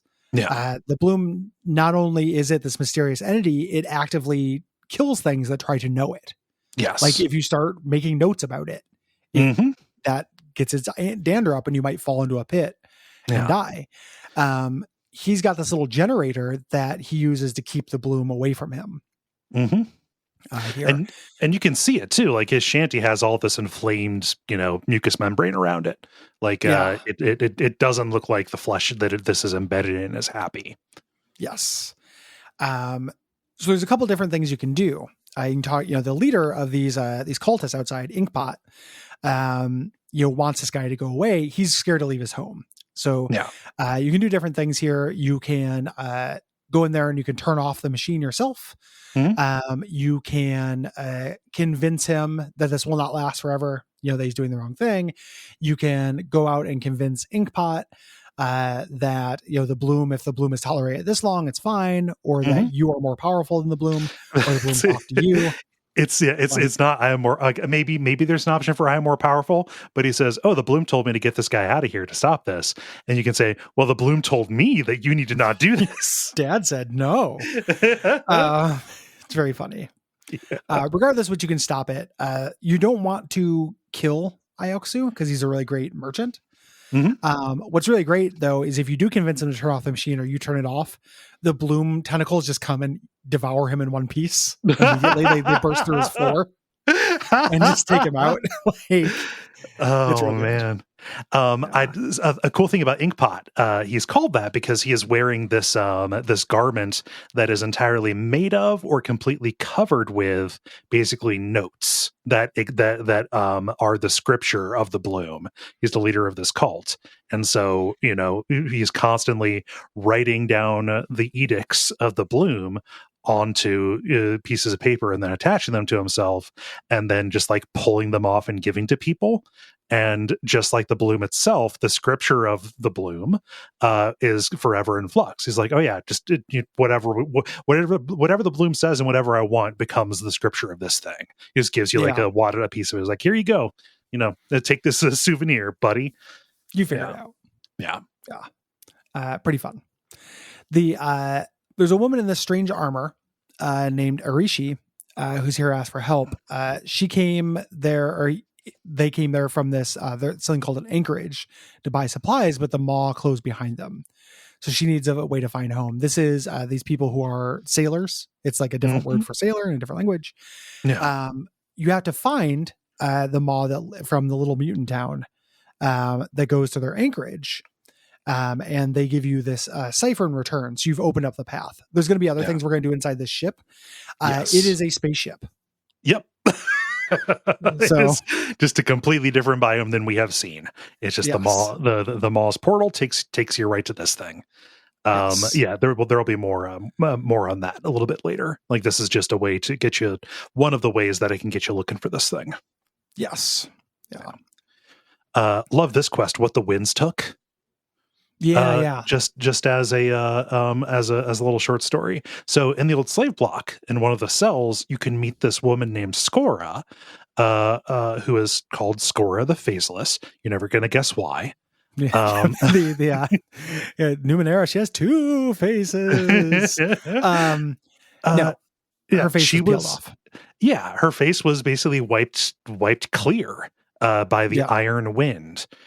She was up there studying this. The Iron Wind is like this, natural disaster / weather phenomenon where all of these nanomachines, it's like a nanite storm that can just like blow in and wipe out whole areas of the map or whatever. She was up there studying it, and they wiped her face clean of features, but she got a jar of these things, and that is how she senses.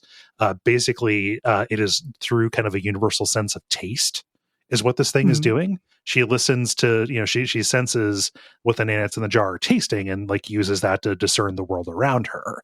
And she asked us, like, what would you give, to get your eyes back? And you can answer honestly and say, oh, my eyes, like if I lost them, I get them right back. So that's why I'm the one person you don't want to ask about that. Yeah. It's actually, she will give you this jar of Iron Wind if you can help her get her sight back. So you talk to these two doctors in a zone called Churgeon Slump, Overvich and Demaray, the comedy, basically Herbert West and companion. Yes. They want a unique test subject as compensation for this. You can volunteer which is very sad. Don't do that to He's been tested on so much. I know. It's a really cruel thing you can do to Instead, you volunteer yourself. You lose a hit point. or like you lose some of your max HP for this. It's a big deal. They learn that your tattoo is actually this flesh modification that acts as a psychic portal or gateway, which is why you can jam all these people into your brain. Yeah. They give you an artificial eye, which when you give this to Skora, it burrows in and rebuilds the structure so she can see. Yeah, and really you get painful. a Jar of the Iron Wind. Yeah, super painful. The Jar of the Iron Wind is a curio. You know, like you can fuck with it. If you do, it opens and kills you. Yes. It's one of the ways to permanently die. Yeah. In the game. It's being devoured by the Snake Cloud. Yeah. And it sat in my inventory for the entire game because I was like, do I want to use this? Do I need to sell it? Oh no, the game ended. The quests over in Little Nilesh are pretty much all about this spaceship. About this spaceship. There is a maw that will not open. Garkodo will reward you if you can open it up. And there are a bunch of ways to do it. I just use the scalpel. There's also like an old criminal that they are that poisoned the water here. The quest is real cool. It's this criminal. She's a human supremacist here, and she basically is saying like it doesn't count. They're mutants. Like I did poison them, but that's not a crime, and I'm a political prisoner. And you can find out once you drink a little bit of the goo. There's other piles of bloom goo here. Drinking 2 will kill you. Drinking 1 though will just let you understand the bloom. So you drink it, and the bloom, you find out this bloom feeds from guilt, and you can tell Garkodo like, hey, you want to find out. You ask him like, why are you keeping her here? You know, and he says it's important to me that she understand what she did. Like I am trying to reform this racist. Basically, like it's not to punish her. I want her to understand what she did was bad. And you can be like, this is a great way to do it. If she actually feels guilt on any level, the maw will eat her. You bring her over to the maw, and she starts trying to talk herself out of it as the maw opens. Like, they weren't people. I was just doing what I had to. I had to protect humans. They're taking our jobs, like a bunch of racist nonsense. Yeah. She attempts to kill herself so as not to go through the maw, and you can grab her hand so she can't. And has to deal with it. And the maw eats her. And then later when you're inside the maw, she's in there and she's furious, and you have to talk her down or she'll fight you. But she's it's really interesting. Like you basically have to convince her like these were people, and like she starts recalling more details. Like she had hidden this stuff from herself. She's like, yeah, I don't care. I especially didn't care about the children and the women and the people choking on their own breath as they died, and she starts like feeling increasingly bad. It's just like the final insult. Like, no, you know better. Like you're trying to take refuge. This is you know better. You know that their lives matter. Come on. Yeah. You're lying to yourself. And the idea that like the maw knows, like you can lie to yourself. It's not about your intent. It's about what you actually feel and stuff. Super cool. It's so good. Yeah. Really neat. I just used my scalpel to cut this thing open, and she was still prisoner. So Bloom's going to get you. Yeah. It was, it was a kind of difficult fight, but it wasn't that big of a deal. Yeah. Another one here, there's a garbage picker here named Crimper, who teaches you how to root around for trash. What's kind of cool here is after you get the lessons from him, there are new pickups in the whole area that didn't appear on the map before. I also love that just basically the lesson that he gives you is like, there's only one rule: gloves. Yeah. Do gloves. You can steal his prize piece of trash, which is sad. But nothing happens. It's a little music box thing. The main thing you're doing here is you're trying to get a helmet. This is the Laskin helmet, which shows you the images captured by the Laskin who died in it. One of them is the night sky, and the AI says, return this to Anchorage to compare navigational data. This is that race of space alien people here. And basically it's about their home planet, confirming their home planet, which is Earth. Well, it's this one. I don't know if the ninth world is Earth, but we'll talk about that Earth. in the. It's confirmed to be Earth in their logs. Really? Yeah. Huh. So I guess I didn't realize the ninth world was Earth. Yeah, weird. It was Earth. all along. But to figure this out and to like actually reveal that to them, you've got to go up onto the spaceship, which is pristine. Basically, all these people, these Laskins, as what they're called, there are these military people sent out on, just as part of this, galaxy-spanning empire kind of deal. But as the empire receded, they ended up being stranded with with basically no supply line, nobody coming to pick them up and take them home. They're just here on this space station, above an alien planet, and they've been there for 10,000 years. Yep. And like their own little pocket society is formed. They have had access to maws, so they've been able to come down to the bloom to trade for supplies. Get a little bit of that eldritch monstrosity jerky to keep themselves going. But they are like, insistent. We need to wait because the ship's coming. They're going to come and take us home. So we're not going to like go through there and settle because they're convinced that they're still coming after us. Yes, so there's a prophecy. Yeah, there. When you talk to them, you want to get this cortex for them, or you go near the cortex. They say we won't let anyone near it because somebody came and tried to steal it. We tortured and killed him, and they said Dracogen. Yeah. So when you go and talk to Dracogen, he says, "Yeah, I did send people for that. If you can find it, then I will give you a price for it." This is giving an alternate way to solve his quest. Mm-hmm. You can get him the cortex or the amulet that he wants, and the amulet allows you to talk to the bloom without being bloom juiced, and talk to it generally. So, like, I generally go get the cortex. Gotcha. Yeah. So you go into the Lost Anchorage, and the way you do this is a very complicated and very cool crisis where one of the techs brings your party on a tour. And you have to do multiple complicated things. You have to delay him by asking open-ended questions. You have to do the next step on the cortex releasing, which needs to be verified on the main computer. So you have to use like your whole party as a whole team. It's very funny that he doesn't notice that, like, hey, there were 4 of us at the beginning of the tour and there's only 2 now. Yes. You can also, while you're here, also happen to get the helmet analyzed. Yeah. Kind of a postscript. No. It's also very artificial because, like, oh, you can't get this thing analyzed. The captain doesn't want to take it because the memories that are on that are considered sacred. Like, oh, it'd be a tremendous invasion of this deceased crewmate's privacy for us to to go in there. We wipe the memories and then give the helmet to the family. They don't get the memories either. They just get the cool helmet. Yeah. So you have to like initiate the core removal so you can get the analysis done. Yes. And so you look at this and learn, okay, Anchorage has been hovering over this world for 10,000 years.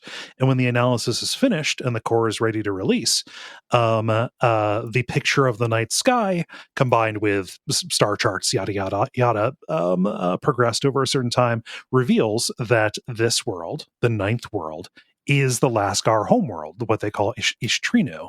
It's like, oh yeah, like this mall that you've been going through just leads to home. Like, you can go there. It's been 10,000 years. Everybody you've ever known is dead. Definitely, for sure. And also your immune system is probably fucked from being up here for generations. Like and there's a whole race. World now has the bloom. Yeah. You got bloomed. You got bloomed, motherfucker. Too bad your ass got bloomed. If you can tell them this, and they're very happy to hear it. Yeah. They give you the cortex as a gift because they don't need it. And they'll head through there. If you don't, so once you give up the helmet, you cannot get it back. So when you talk to him the first time, I was like, hey, I found this helmet. And he's like, oh, I'll take that. And then you no longer have the helmet. Which means you have to take the cortex by force. Oh no. It's kind of sloppy. Like you have to kind of do a bad ending for these guys. And then they start fighting you and you have to run away. I can't remember where the thing is that confirms it's Earth, but it is canonically Earth. I cannot remember exactly which detail. Yeah. There's other stuff. There's side quest stuff here with companions, the two best companions here. Yeah. And Castelege, who I forgot about this, the 2 surgeons give her a device that will collapse all of her realities onto herself. Oh, That ends up being kind of a nothing.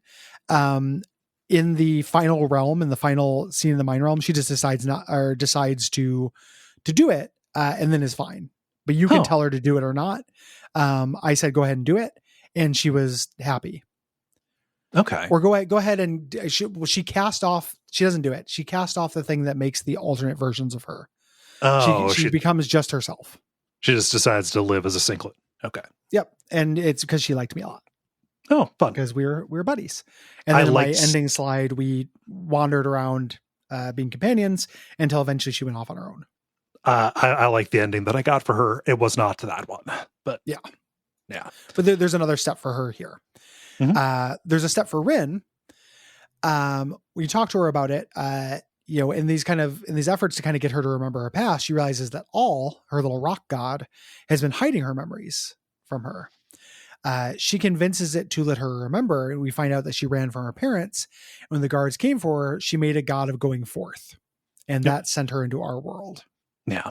And she wasn't like fighting with her parents over anything huge. Like she can't even remember what it was, but it was just something stupid, like a little kid running away from home kind of thing, and ending up in this very overwhelming situation. It's also heartbreaking how heartbroken she is. I didn't phrase that carefully. She's really betrayed by all, doing this to her, hiding her past from her. And you can decide how she feels about that. Just like, hey, you kind of have to wake up the next day. Just that's what I am saying. Like, all still is important to you, even though they did this. Yeah. You can forgive. Yeah. We meet the guy in the mutant town named Ein Tozan, who has this maw as kind of part of him. And it eats the connections between people. It wants to feed. It's kind of interesting. You can feed it your relationship with your NPCs, which will then reset them. Yep. That's really cool if there was a more robust social system in this, as almost like an Oswald the Pardoner kind of thing. Like if one of your companions hated you because you did things, this will make them forgive you. If they like you, it'll reset it. Yeah. That's a neat idea. Like a diegetic way to set your relationship meters to 0. Mm-hmm. Yeah, that would be pretty cool. You want to know when I learned there was a relationship value? When? Now, when I talk to this guy. It's not a very robust system. Right. Oh man. But you feed him, you do this to him once, right? It's kind of like, I'll feed you, buddy. Get over here, Tiber. You notice that Rin gets kind of strange around him, but she can't really remember if they've met. First, when you feed him the first relationship, this strange spirit comes out. It's this guy who's met us thousands of times, and he will further attune you to the tides. Like, this is not a thing where he's like met you in the past. It's just he's been reliving the same thing over and over again. So he meets you. So this is a way for you to raise your tidal attunement or whatever. Yeah. The real thing is, you get Ein Tozan to admit that he recognizes Rin. She came here through his maw. She just like whoop, out of his belly button and then kind of ran away. He says, "Hey, I can probably get her back to where she came from, but I need something very specific. I need somebody who feels very strongly about you, but has not been around you for a very long time." Yes. You can feed party members to him before that, but that won't do for this. No. So there's a guy nearby named Wandor who loves you when you were a Dawn. Yeah. The Changing God helped him, so he'll do it. He's comically close. It's like a puzzle in a machine for pigs, where you have to put a gear, and the gear is just like within arm's reach of where you put it. So you do this, and you can send Rin through. And this is a really God, I love Rin, mechanically and narratively, because taking on Rin was a burden. The idea was give up a party slot to do this good thing. It's a real mechanical cost. It's hard to keep a child alive. As you go on, Rin gets good. Rin gains some healing powers. Rin becomes really good at using ciphers. So Rin, in every combat situation, was very useful to me. Yeah. So now I have to give up Rin. Mm-hmm. And like Rin is good. I like Rin. I was attached to her. Yeah. It's really neat. It's a really cool trick, you know, but you do it because it's the right thing to do. Like you make these sacrifices and you take this mechanical detriment because it's making you pay for your moral choice you're making. Like you're, so you do this. She says she'll never forget you, and she gives you this tiny dull knife that she says is the god of finding. Yeah. It says hopefully we can see each other again someday. Yeah. And for all the world, this just seems like, oh, it's a little kid, you know, like this, she's headed across dimensions. You know, this is just it's a fun gesture. You know, it's a fiction that we're both choosing to believe in for right now to make us less sad in the moment. Right. Yes. Yeah. I was very happy to have as a backup to throw in here. Was not as good at this point because I hadn't used but this game does something I think should be illegal in video games, which is having your benched characters not level up. That's no. I filled this slot with Calistage because I'd used her before I decided to take Rin on, or specifically before I decided to take Eridus on, and I swapped her out, and then just like, oh, she's tier 2 and everybody else is tier 5. Yeah. What? Do you know the most recent Pokemon game still does that shit? Are you fucking it doesn't kidding me? completely do it, but it's like I think it's half XP. Like why? What century are you living in? You still think this is okay? That people want to just like grind up all their side characters? I thought that I thought a few generations ago they just started giving you the XP split. The XP split thing that works. I think that the XP split does is it's for the characters in your battle who are on your team. Okay. It was double bad. Like in original Pokemon, the characters on your team would not level up if they didn't participate in the fight. Yeah. So if you guys who are hanging out in your computer. Right. It is one of the most outmoded game design things. And every time I see it, I'm like, I'm shocked. It feels like a time traveler coming up and being like, women voting? That'll be great. Like we are so fucking past this. Yeah. Never do that. If you're designing a video game, for God fucking sake, everyone gets XP. Yep. I mean, especially in this game where like there is no grinding, there is no like infinitely repeatable encounter that I found. So like you can't just like go spend half hour like get her up to speed. No. Like I don't want to do that either way. Nope. But I also, it's the worst of both worlds, right? To not have it, and it's a game where like you're encouraged. So I was having characters flit in and out a little bit because of this Rin quest, right? Otherwise you could be, if let's say you were way into Tiber, you want to see what Tiber does, you're going to take Tiber on for a little bit.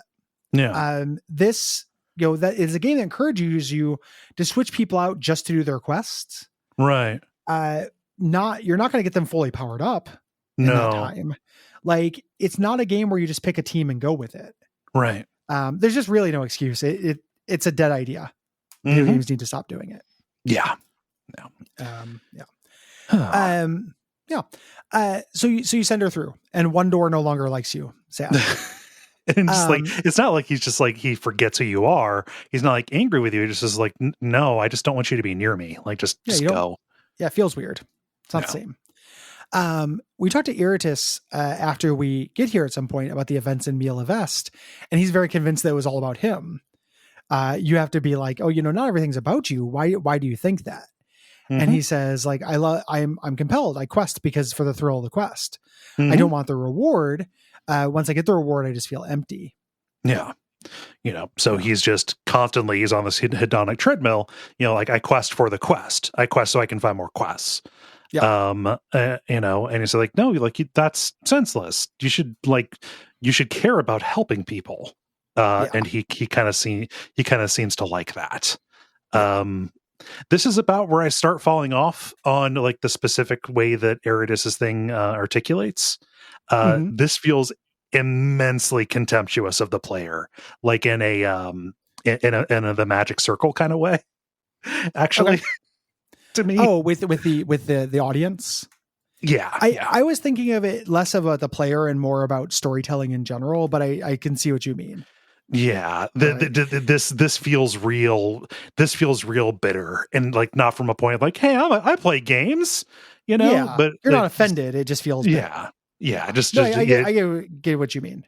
Yeah, for sure. I'm not going to belabor it, but like, this is about where I start being like, I don't know, man.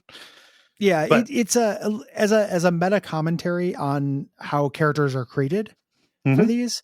I like taking down a peg the idea of like a character's obligation to fit audience expectations. Mhm. Like that is a real way that characters are sometimes crafted. Yeah. I don't blame the audience for that. No. I blame the people making the characters for it.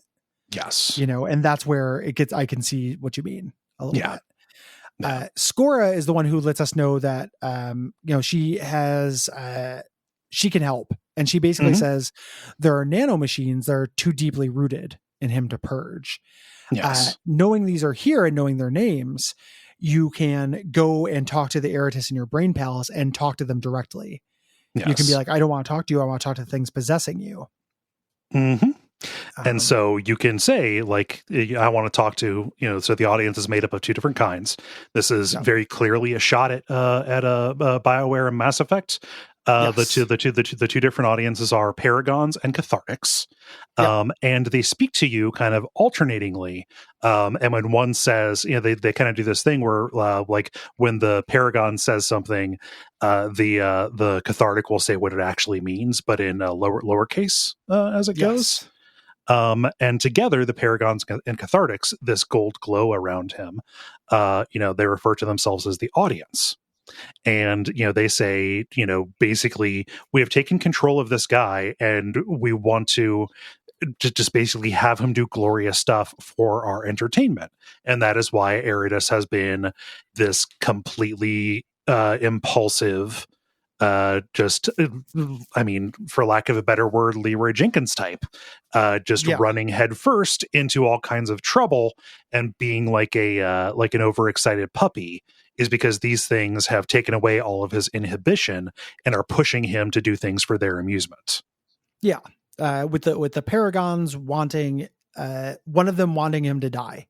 The Cathartics being like, no, you play a character like a stolen car, he should die. The other one being like, no, he should do as much as possible, but until he dies. The result is the same. Yeah. This specific line also made me think, like, I don't know about the bitterness on this one, but just like they say, like, the Paragons are dominant over the Cathartics because when the Cathartics are controlled, they just throw the hero off the cliff or into a volcano, and it says, you have done all of those things and you know it. Referring specifically to me as the player. I can't hate it. I think that if I think about it, making fun of the kind of characters that are in BioWare games, I'm pretty into it. Yeah. Like I don't like the Paragon, that system very much. Like even in games I like, I'm not specifically taking aim at Mass Effect. Like even in Dragon Age 2, which is like probably my favorite of that school of BioWare games. Like I don't really like how they do characters. Like they're charismatic, but they're positioned to be a specific kind of audience appeal. This as a criticism of that approach of character, I can buy. I'm reading it as a criticism of players who want shallow action based kind of things, because the thing is literally saying you have done all those things and you know it. The you is the player, the person looking through at it. I the reason why you can do that, because Eratus isn't one of those characters, because he's controlled. This game isn't full of those kind of characters because they're trying to be headier. Like if I see this as drawing lines in the sand between different schools of CRPG thought, I can get on board with it. Like I too think that a lot, like, I don't know, Alistair's charismatic, but he's boring as fuck. And he just does what's good because good things are good. There's nothing to it. He's to me, it felt like a good things are good criticism, which I am on board for. Yeah, I can get on board for meta. Like, ultimately it is pretty fine. It's just, I didn't come away being like over the moon with the way that this articulated. It felt like a little bit of the negative energy was directed in the wrong place to me. Yeah. I can see that. I wish it was more contemptuous of BioWare.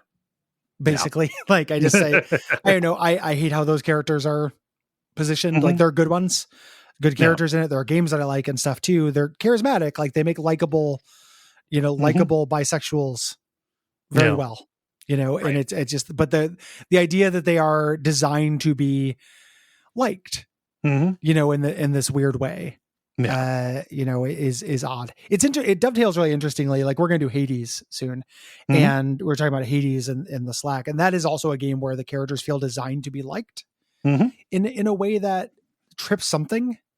They made Medusa sexy. They made Medusa sexy, or they made Medusa adorkable. They made Medusa Zooey Deschanel. They made her Moe, right? She's like your Moe housemaid kind of thing. Yeah. She's I don't really know what Moe means. She's a little goblin who's too shy to talk to you, but really likes you. Yeah, that's Moe. Yeah. Yeah. There's something about that feels very cynical to me, like things that are designed to have fandoms. Yeah. From the start. The very mean thing that I said about it today in Slack, which I don't actually think, because I like Hades, but like they shouldn't even have, it should have just been published direct to Fangamer. Like shouldn't even have come out. Like it just should have been some enamel pins, because that's the point of it. But like I don't know how much I'm bringing to this argument to make it a argument against that kind of character versus the kind of person that enjoys that character. And like, I think you can make an argument that that's not a very meaningful distinction. It's just one that I like. So I don't know how much of it's in there. I just like it. It's hard not to also, just knowing that Chris Avellone was the one who wrote this, kind of hold this up next to, what was the name of his guy in New Vegas? The Cornelius, like the long road or whatever. That NPC Ulysses. of that, Ulysses. There we go. It's hard also not to like look at these two as a pair, because Ulysses was also pretty much saying like, oh, you piggies will slop anything up kind of guy. Yeah. And Eridas is kind of saying like, here's the audience, like just this is what you want, isn't it? Yeah, this is what you want, huh? Slop it up, piggies. Here you go. He's a little random, so it's hard not to like look at the two of those, obviously separated by 7 years, and kind of see them of a piece. And again, I like it's a neat trick. I'm down for it. I like a malevolent being that is forcing you into these situations that are for its own amusement. See also resolution, but it's just just the taste is off. There's an aftertaste to it that is making me just kind of like, I don't know, man. It's probably, there's just like degrees of bitter, that are acceptable. Like for like there's a degree of meanness that I like. Yes. Depending on the target, and like sometimes you're slopping this up, piggy.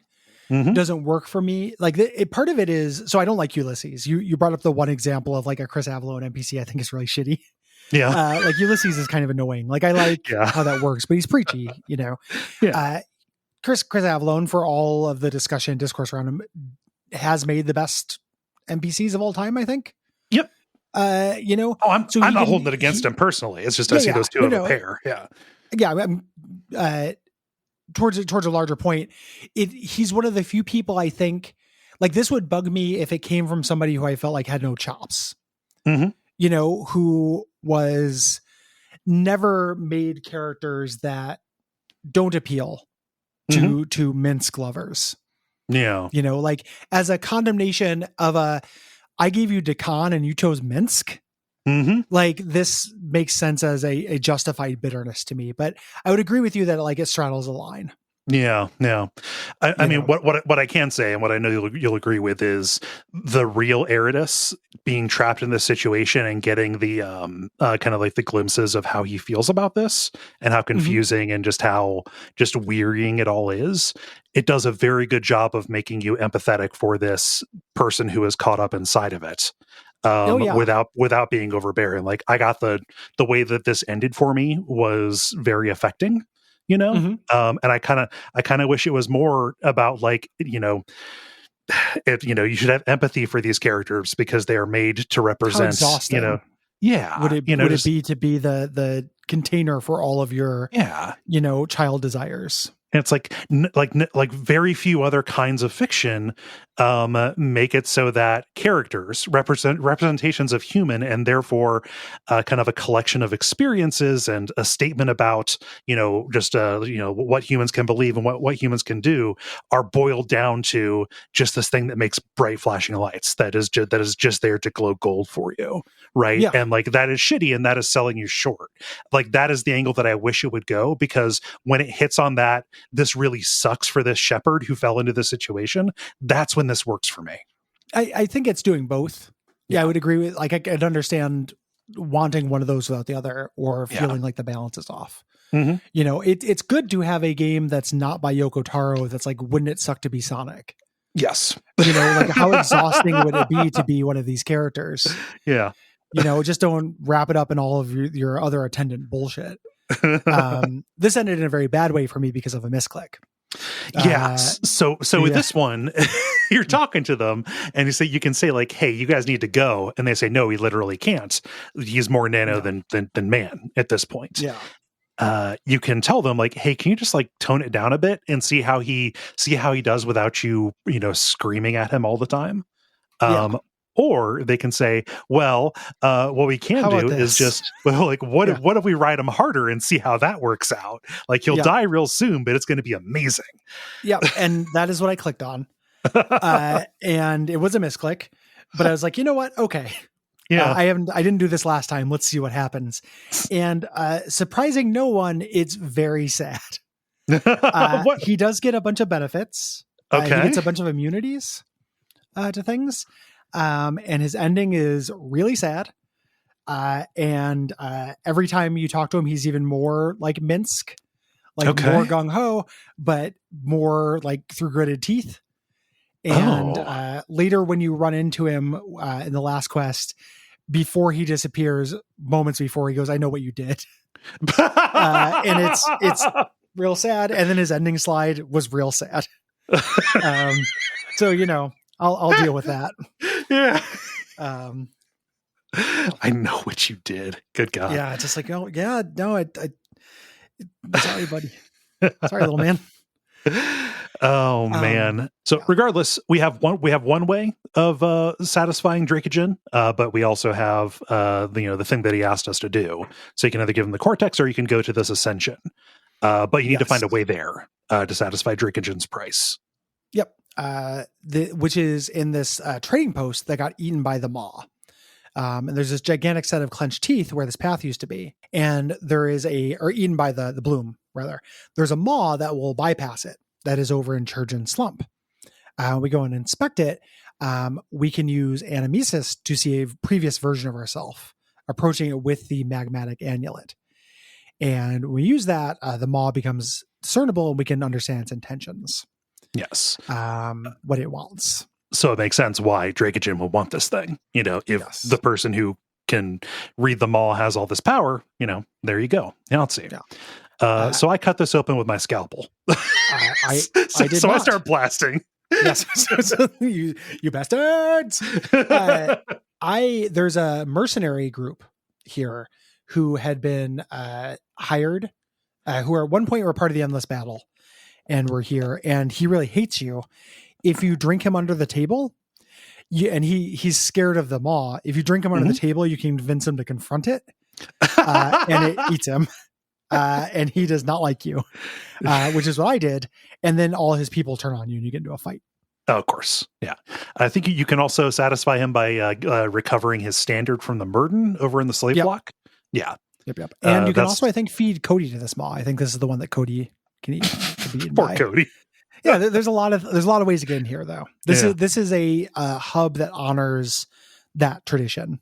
Yeah. Like, play how you like.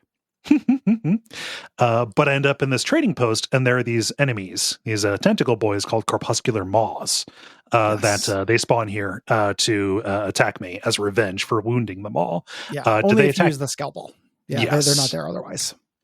These things are real interesting because they have really high resistances, whatever, you can get around that. But when you attack them, they warp you elsewhere. So you can get like one good attack in, and then bloop, they blink you someplace else. Neat. Yeah. No. I did not fight these. I just went through to this area called the next area, the Crystalline Ascent. Yes. And there is another cult of the changing god here. And they're left by this person who everybody refers to as a prophet. His name is Doran. But he insists, no, I'm not really a prophet. I'm just rolling with these guys. It's a good way to find Numenera.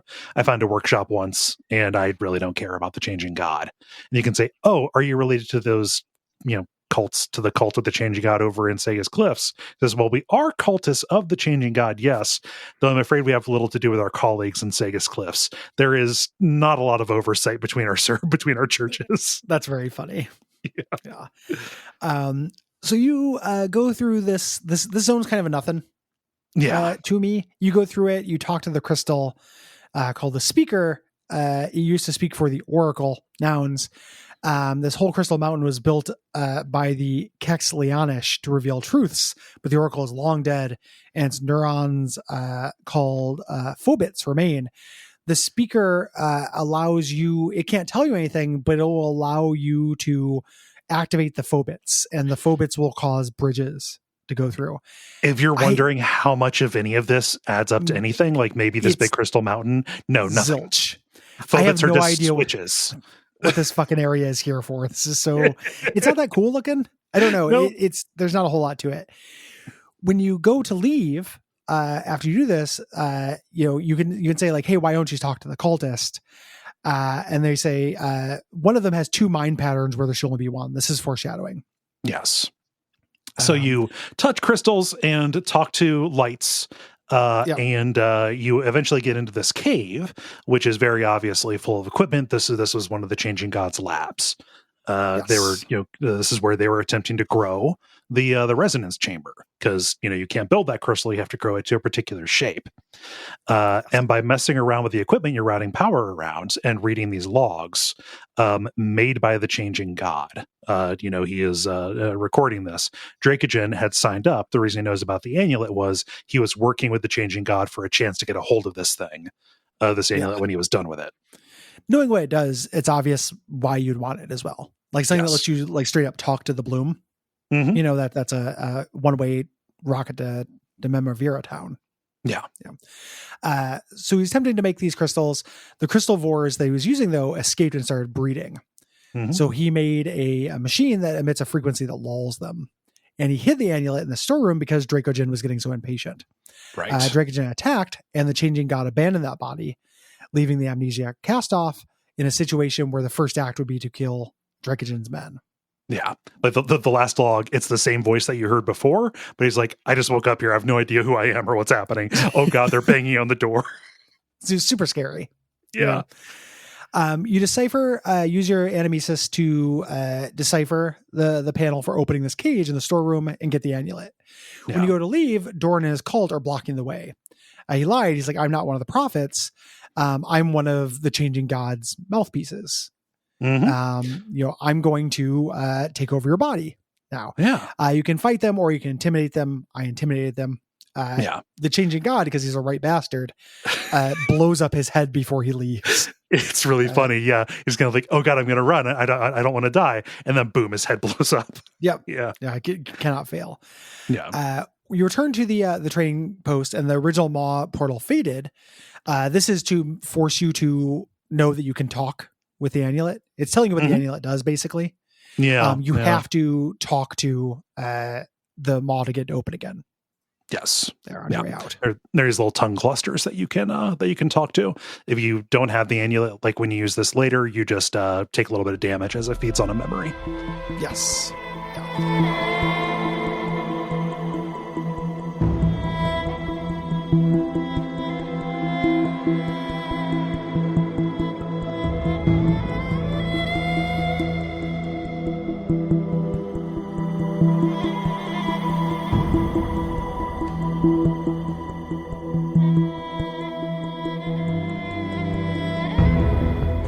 Doing this, we can go and get our introduction to the Memoria.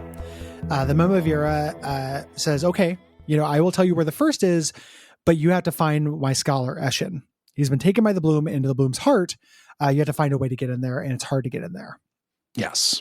Starting the kind of penultimate dungeon. Yeah, we're going into the depths, and there's really no clue. Just like, all right, figure out how to get there, and you can ask everybody. I found the way in at the shrine of Chila, who is this smith who was important to founding the Bloom, I believe, is what this is. The shrine is a big building shaped like her head. Was there a guy in the back? I think this is probably related to Tybus's quest. There's a guy in the back who every time I talk to him, he's just like, "Get the fuck away from me!" And it's his opening and closing move. Like, it's like, shit, man. What did I do to you? But I imagine he ties into an NPC quest. Yeah, that makes sense. I didn't do or something. It's very funny. I didn't go up there. Yeah. So the leader says, hey, there's been a maw here. It didn't seem to exist at this point. Up until this point, he uses the glamour or whatever to show it off, and it wants to feed on a predator. There's a couple different ways you can do this. Yeah. If you killed all the done combat in every time you could, you will have killed enough enemies to be considered a predator. There is he who waits for prey. Yeah, I talked to that guy. He wouldn't kill me. Yeah. I wanted to use that as a way to get to the labyrinth. He wouldn't do it, so I had to go slurp bloom juice. Drink it a juice. Yeah, yeah.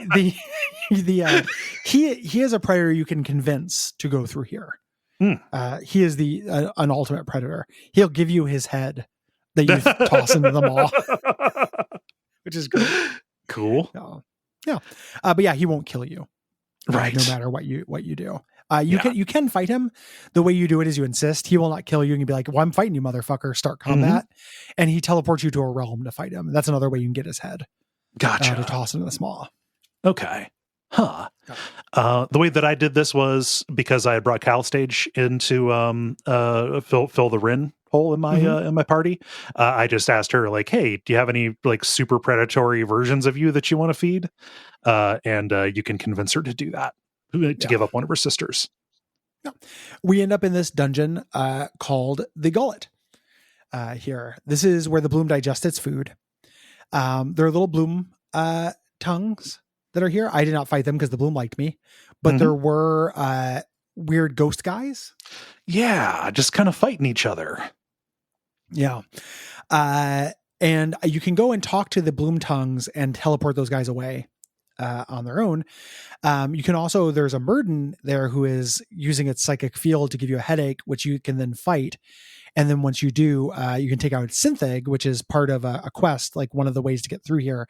And this little Gremlin's Pez dispenser, which gives you intelligence boosting candies. It's very actionably Gizmo, right? Yes. On that Pez dispenser? Yeah. Yep. Which I thought was funny. Uh-huh. I was pretty into it, honestly. Yeah, and it only works twice, and then you have to sell it. Yeah. But it's cute. There's this big whirlpool, which is how I ended up proceeding through this. But there's a half their man who is begging you to kill him. Bloom has taken most everything about him. He's at the end of the digestion. Just there's no hope. So I just so I start blasting. I cut him with my scalpel. Yeah, a good death. Yes. There's this huge kind of futuristic set of armor that's laying on the ground like a giant. It's like a mecha. Cool. Yeah, big mecha thing. You can it's like the guy, the boss of 1-2. You can dig through his armor and get the sealant spray and the sealant bomb. These are all different ways you can get through. You need all of them. You need this and the Synth Egg. Yeah. Well, you can also just if you're friends with the Bloom will just let you through. Oh, cool. Well, you can go find them all and just be like, "Can I come in?" And they say, "Yeah." Yeah. Okay. No, I had to MacGyver a way to get to flush myself down the toilet. Yeah. Yeah. Nothing wrong with that. You go through and you're basically collecting these things to clear the toilet. Like put all this goo and plug up all these bits of digestive juice so you can jump into the toilet. You stick the Synth Egg into an anus that is belching some of this goo in, into the whirlpool. You use the sealant to close up a big cavity that the Bloom goo is rushing out of, and then you just tie these two tubes that are spewing the rest into knots to lower the water level so you don't get dissolved as you try and jump through the hole at the bottom. Yes. Yeah. Yeah. And this will take you to the chamber here, where there are all these corpuscular maws fighting the Abacos, the one who said, shut up, and jumped into the pit. So I, at this point, was using that as a distraction and had to go up the main thing. You can either slice or talk your way through a series of buttholes to reach the heart. So this was fun. I demonstrated that I was on the Maw's side by killing the Abacos. Oh, there you go. Just because his health was low. And I was like, all right, well, they're going to turn on me eventually. So I'm just going to, start this on my terms rather than be scattered. And I took him out. And then just the encounter ended because I killed the thing that was fucking up the Maws. Yeah. Well done. Yeah. You can sneaker around the side and talk your way through to get up here. When you get inside this, you get up to the main thing. You go into the heart of the Maw. You can choose to go alone or with a companion there. And there is a little dialogue fight here. We explore the Maw's memories or the Bloom's memories. We keep saying the Maw. The Maws are the mouths. The Bloom is the main thing. Yes. It's easy to mix them up. This is also a thing where I think if you're friends with the Bloom, he just does it. Oh, huh. Because I don't remember this being tough. He just kind of hawked it up. I said, will you do this? Right. Yeah. No, I ended up poking and prodding and passing different, like it was me and Eridus. Like I brought Eridus for his brawn stat or whatever it is, to spend points out of that. But regardless, he does spit out Ishan, who is actually Mazov. We recognize him from the Mirrorcaster. Yeah. It was a nickname. So we get he releases him. We get another memory of the changing god giving the first Castoff, Marilel, a mask that lets her change her appearance, and it settles on the Memorvira. So that actually was the first Castoff. Yes, it would be super easy for her to say where she's at because same person. Yep. And we also get a memory of this guy named Tom talking to the changing god and saying like, hey, no matter which one of you wins and uses the resonance chamber, all of the Castoffs are going to die. The first plan is not going to work the way she thinks that it is. The resonance chamber is going to, we're going to learn later, sever the tides, and the Castoff cannot exist. They cannot be without the tides. Yes. Yeah. Done, and then also done. Yes. I cannot stress this enough. Done. So Mazov's going to leave. He leaves behind this Mirrorcaster, which we can use to enter the one of the leaders of the first forces during this meeting, where we basically find out more about this. I might not have done this Mirrorcaster. I did most of the Mirrorcasters, and then at some point I got Mirrorcaster bored and stopped doing Choose Your Own Adventures in the middle of my video game I was also playing. Yeah, there's definitely a fatigue associated with them. So you drop into the memory, you drop into the body of like a high level advisor to the first, or a high level advisor on the side of the first, fighting this, and they're basically talking about the state of play with the war.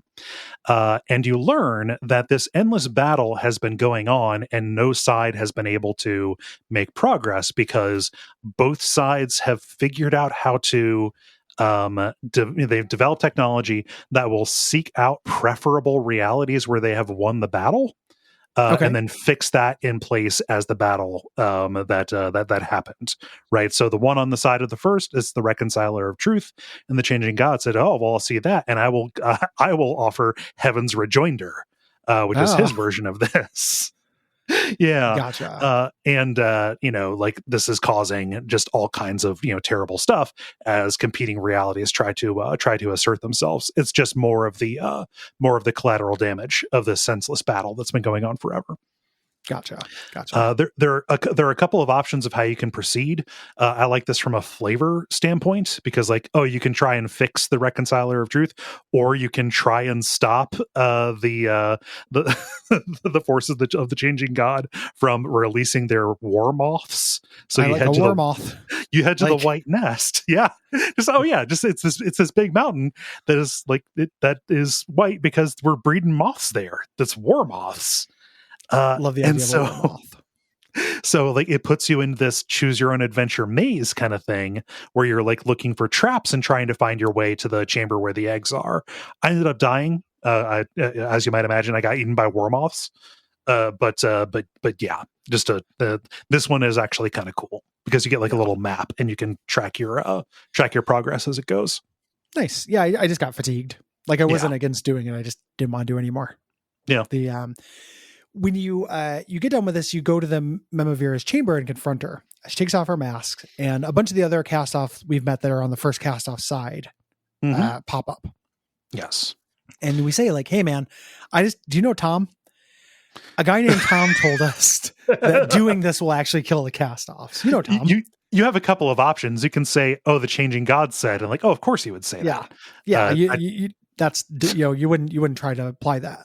No, but I say Tom, and she's like, "Well, Tom said that." Well, Tom regardless, what do you say? They might kill you, but they're not going to kill me.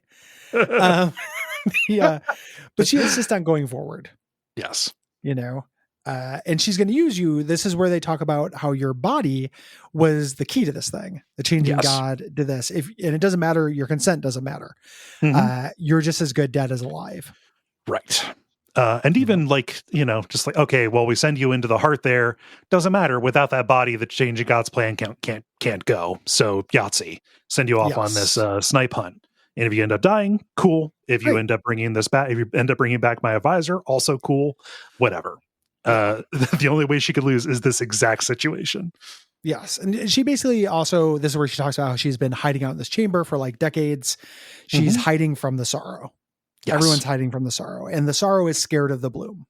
Yes. So that is why her losing favor with the bloom is a huge deal, because the bloom is basically protecting her. Right.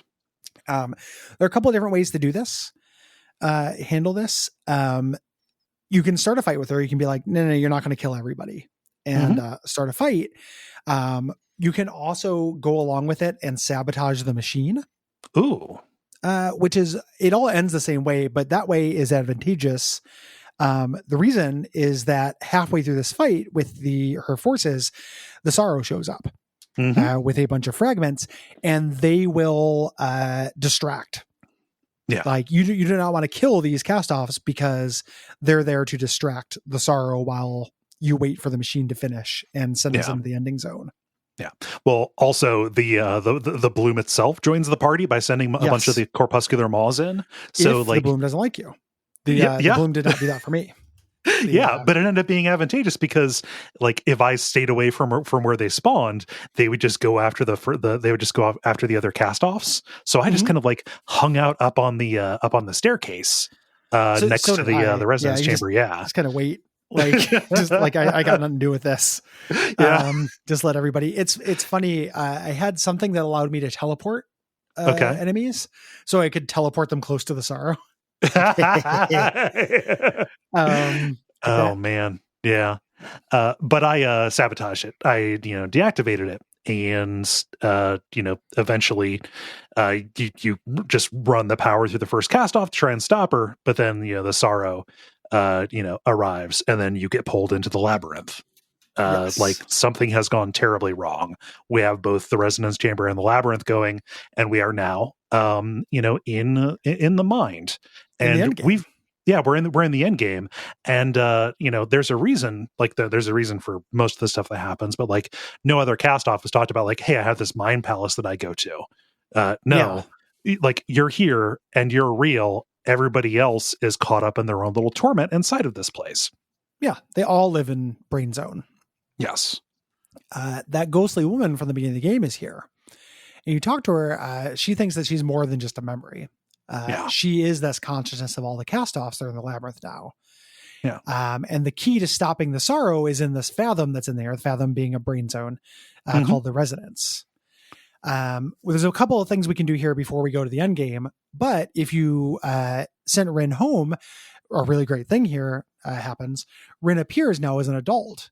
The god of finding that she gave you called out to her. Where she was at, time operates on a different scale. She was able to find you, and she's there to help. And it's a really, really sweet relationship. It's like, so I good. love how they talk. Yeah, it's very like heartwarming. Like you were there for me, and you really were. Like it doesn't feel hollow. Like a lot of times in a video game where an NPC will be like, thank you for something. What they're thanking you for is choosing one option from a menu of 3. Like all you did was it was no skin off your back. Right? Like, yeah, I'll choose good thing because bad thing is bad. And I'll just pick this thing because good thing is good. Rin, you made 2 really serious mechanical sacrifices that you really feel, and her being like, hey, you did this thing for me. I'm a super god now. Yep. She has fucking incredible powers. She can heal like your whole team every turn. It's so good. Like, tons. Like, it's a really cool mechanical and emotional payoff to this. And one of the better ones in the genre, I think. Oh yeah. It's so good. Really well done. Yeah. And just like she stayed good, like, just like, here you go. I mean, the ways in which this is a dad game, but it's like, oh yeah, like by doing this, I raised a capable and good person who can come back and help me. Yeah. It's awesome. It's so sweet. Like I just love it so much. It's really, really well done. Yeah. So probably the biggest triumph that this game does on an individual level. Like if you had to say the best thing about this game, it would probably be all the fucked up, weird little short stories. Like there's Decanted about it. It's all really cool. But the best individual thing is how this Ren stuff pays off. Yes. And it sucks because you want the best individual thing to be how the Changing God pays off. And it's not. But this is great. So you could go to the resonance, maybe just you and Rin. Probably wouldn't be that advantageous. There are other fathoms you can go to, kind of on the opposite side here. There are 3 of them, and you're going to want to visit those because you want to get your party back, at least to a degree. Yeah, even if you don't do a fight at the end. Yes. Like I got my party back and did a couple little fights on the way, but like ultimately I don't need them. Yeah. I just want to save them because they're my buddies. Yeah. And also like I ended up giving the 2 people that I went after closure anyway. So yeah. Yeah. The first one is the most interesting one, the Oasis. And the reason it's interesting is this was going to be a 3rd hub. Yes. There was going to be a world that was an underwater world that you went into. That was going to be a whole thing. They repurposed that to make it just one little section of the Mind Palace. Yeah. They send you to a, they send you to a Chrono Cross level. Yeah. It's very Chrono Cross. You swim around here. The people here are trapped in their own illusions, their own torment. You have to break them out. Yes. You learn this from a guy at the start named Fimpy. You can find Mazov. He's swimming up in the northwest, and he's surrounded by these fishman guards, these Gibra guards. His problem is, like his creator abandoned him twice. Just like, oh, I'm caught here. These guards are around me, even though he's just kind of like floating in the middle of these guys. What you have to do is, be there for him. You just give him a shin, but he sees that, a coin. He sees that as like actually this morphing key thing that he can use to unshackle himself. Like, oh, somebody is here for me. My torment is resolved. Cool. I have no idea. The game never gave me an option to give him one. Oh, I exhausted all of his stuff, but I could not give him one. Yeah. I admitted quest glitches for me and created 1,000 enemies and 1,000 multiverses who will harass me till the end of my days. But I just couldn't do it. I exhausted his dialogue and I just kept talking to him. And I was like, what do I need to do? Like he will not. And then I looked up online. They're like, you just give him a shin. And I'm like, it's not, I can't it's not the trading interface. There's no trading interface. I don't have an interface. Like I just talk to him and it just says like, bye for now or whatever. Yeah. Like it doesn't know add what up happened much. with him. Yeah. No, I will admit I wasn't that into Mazov's story. No. Or anything. Maybe because I didn't do that last Mirrorcaster. Maybe that would make sense. Yeah. There's a census taker down there who is taking notes, and you can say like, "Oh, how does your book work?" And he just tries to come up with different. Oh, maybe it's a Numenera. Maybe there's a coding that makes it. There's nothing to this. You can take the book away from him and read it, and there are just sections about the tides, but it's kind of showing how each of the tides can actually be a bad thing. So like the blue tide, it's basically a person being, getting trapped in their hoarder den because they've accumulated all this knowledge, stuff like that. Dark tides. Yeah. Calistesia's here as well.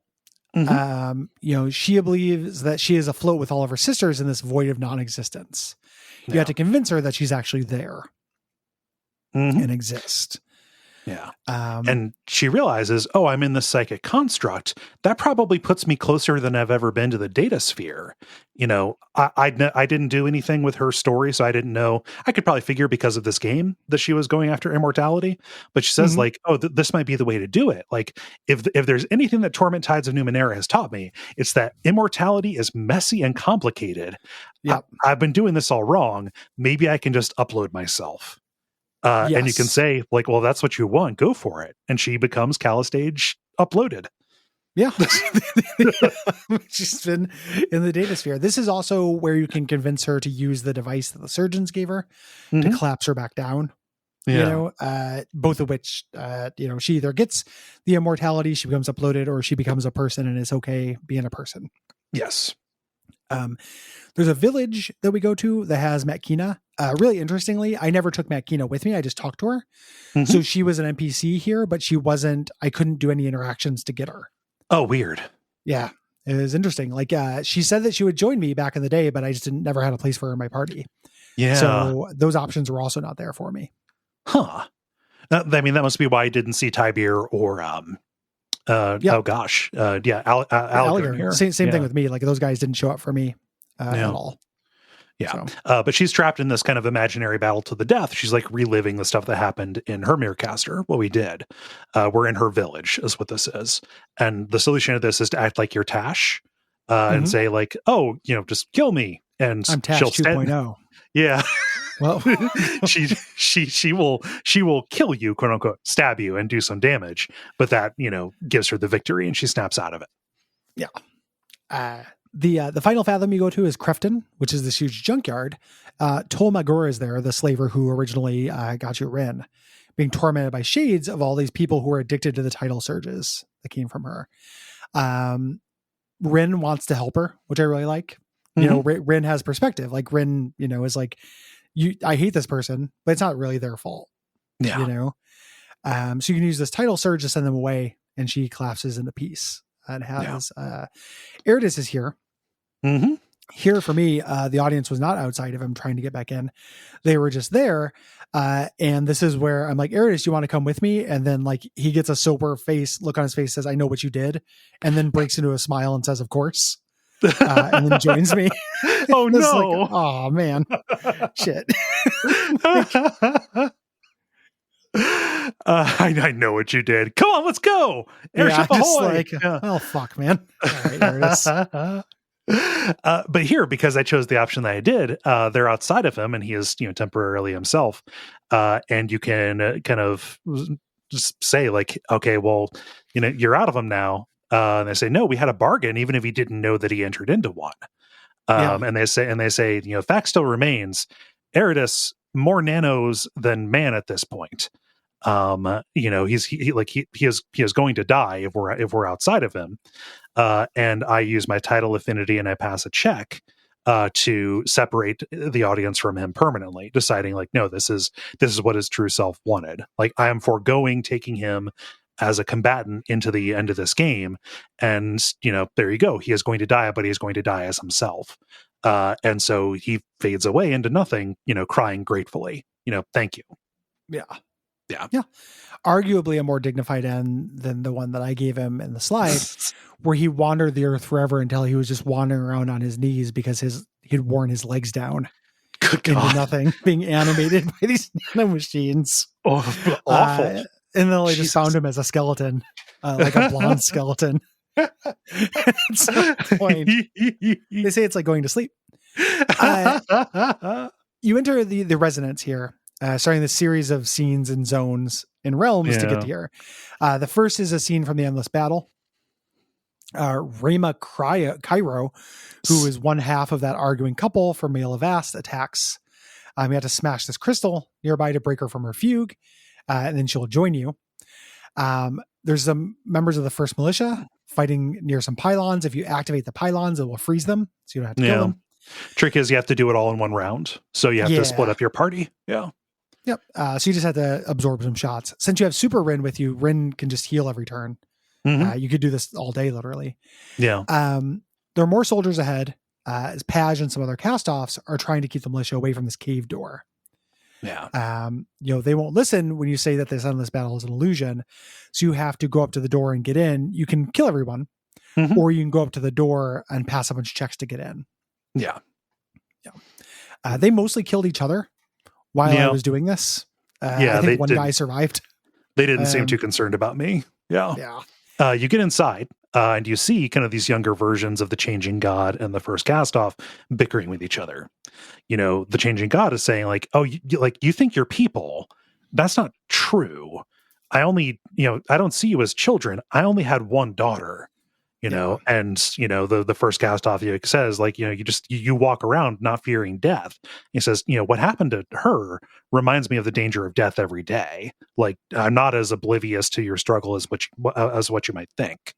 And this dialogue works out in an interesting way because you are picking the choices, but the echoes that you're seeing here, the two arguing people, your words come out of the first kind of phrased as a question as she would say it in the middle of this big, screaming match that was happening between them. Yeah, like you're influencing her. Yes. And what she says in this memory. Yeah. And I end up saying like, oh, like just we're people. We're not, toys for you. Right. Yeah, our lives exist. are our own. Yeah. Yeah. Doing this enough, they go both through the portal. You can go through this portal at this point, and you're a fathom in a resonance chamber, very similar to where you were born. This hex floor falls away, leaving 5 platforms on the central platform with a stasis pod in it. We've seen these stasis pods before. Yeah. There's a little bit of a kind of a puzzle here. Yeah. One of the platforms can spawn this doppelganger of you that's female, like your character choice if you had chosen the opposite gender. It's short-lived, but it wants to help. Like, why are you a woman? And it's like, oh, the Changing God was pushing these limitations. Even after centuries with our creator, I can't explain the fastidiousness about gender. It's just the way he is. And he created this thing basically to think out loud. Yeah. He wanted to have a program to talk to work through things, but it works against him because it can go and stand on certain little bits, allowing you to get to the middle chamber where the cryo chamber thing is. Yeah, it is very funny because the little assistant will only be alive to issue one command. It runs over, presses the button, the floor changes, and then they explode like a balloon of blood. Yep. Yep. Having died as it lived. You go to the stasis chamber, and the ghostly woman appears here that we've seen. Seeing the body, she remembers what she is, and this is kind of unlocking the motivations for the Changing God here. This was the Changing God's daughter. Yes. Actual daughter. He was trying to have her outrun the sickness by transferring, it was a last resort, transferring her mind into new bodies. The sickness would follow. That's why there are all these people in Sakis Cliffs who had like this personality trying to imprint upon them. Yeah. So he put her in stasis until he could figure it out. Yeah. So her situation basically just mirrors his, transferring bodies, but something still comes after her and gets her. Yeah. Right. So we can ask her like, hey, can you build a path out of here? Since this fathom is her memories, and she does, and she says, hey, please stop my dad. Like this has gotten out of hand. Yeah. Yeah. So you're taking this large chamber with 3 doors. The center one's locked, and we have to touch both doors that take us into Mircaster memories. These are the important ones that are explaining the game. Yes. You go into the right door, and we're taken to this orbital platform above the 9th world. Just before your birth as a falling star. This is where you came from in the beginning. You're in your own body before you were born, holding the staff that contains the backup of the Changing God's personality that would eventually become the scepter. The Spectre. He is a scepter, but will become a specter. Yes, whoopsie doodle. The specter scepter. The staff that will become the scepter is very funny. Tap B, stop it. Oh man. But we're running tests. So you're coming into the situation. You're about to try to get the resonance chamber like up and running. You're just like our final test, what we're doing, and we just need to make sure that this new body that I have made, that I've cloned here, is going to work with the resonance chamber. We have to see. But before the test can execute, the sorrow shows up. And it starts destroying the platform, which is this big setback. Like, this was an all or nothing kind of thing. This platform contained, like, it was a repository for all of the knowledge that the changing god had amassed. So, very, very specifically, most of the infrastructure that he had for doing the thing he was doing is gone by the end of the game. Yes. Yeah. You do these kind of choose your own adventure checks to get some advantages and push off this sorrow. Like delay it. You can pick up Numeneras or ciphers rather that will slow it down. It allows you to get some more information, but ultimately you end up having to reach the escape cocoon there and start the game. When you use the left door, you are in the mirror caster of the Changing God's laboratory where he was trying to help his daughter. Yeah. This is the more interesting of them. Yes. There is you're kind of poking around when this rumble happens, the sorrow is coming. And an AI appears that's a copy of you that says, like, hey, listen, we're not going to be able to save her. And you can keep trying to save her. Yeah. You want to do this. You can't. There's nothing that will do it. Yeah. And ultimately you and the Smearcaster as the Changing God die. Yeah. You get pulled into the sorrow. This is the big reveal. The Changing God died before the game started. The thing that has survived has been this AI, basically. Yeah. This copy of it. Yeah, because he would, back up. He was running Time Machine every week. He had this backup that went into the scepter so he could talk to himself. And then that is what has been, preceding. The original Changing God, got killed, and Mika's actual body, that's what happened there. The sorrow got both of them. Yep.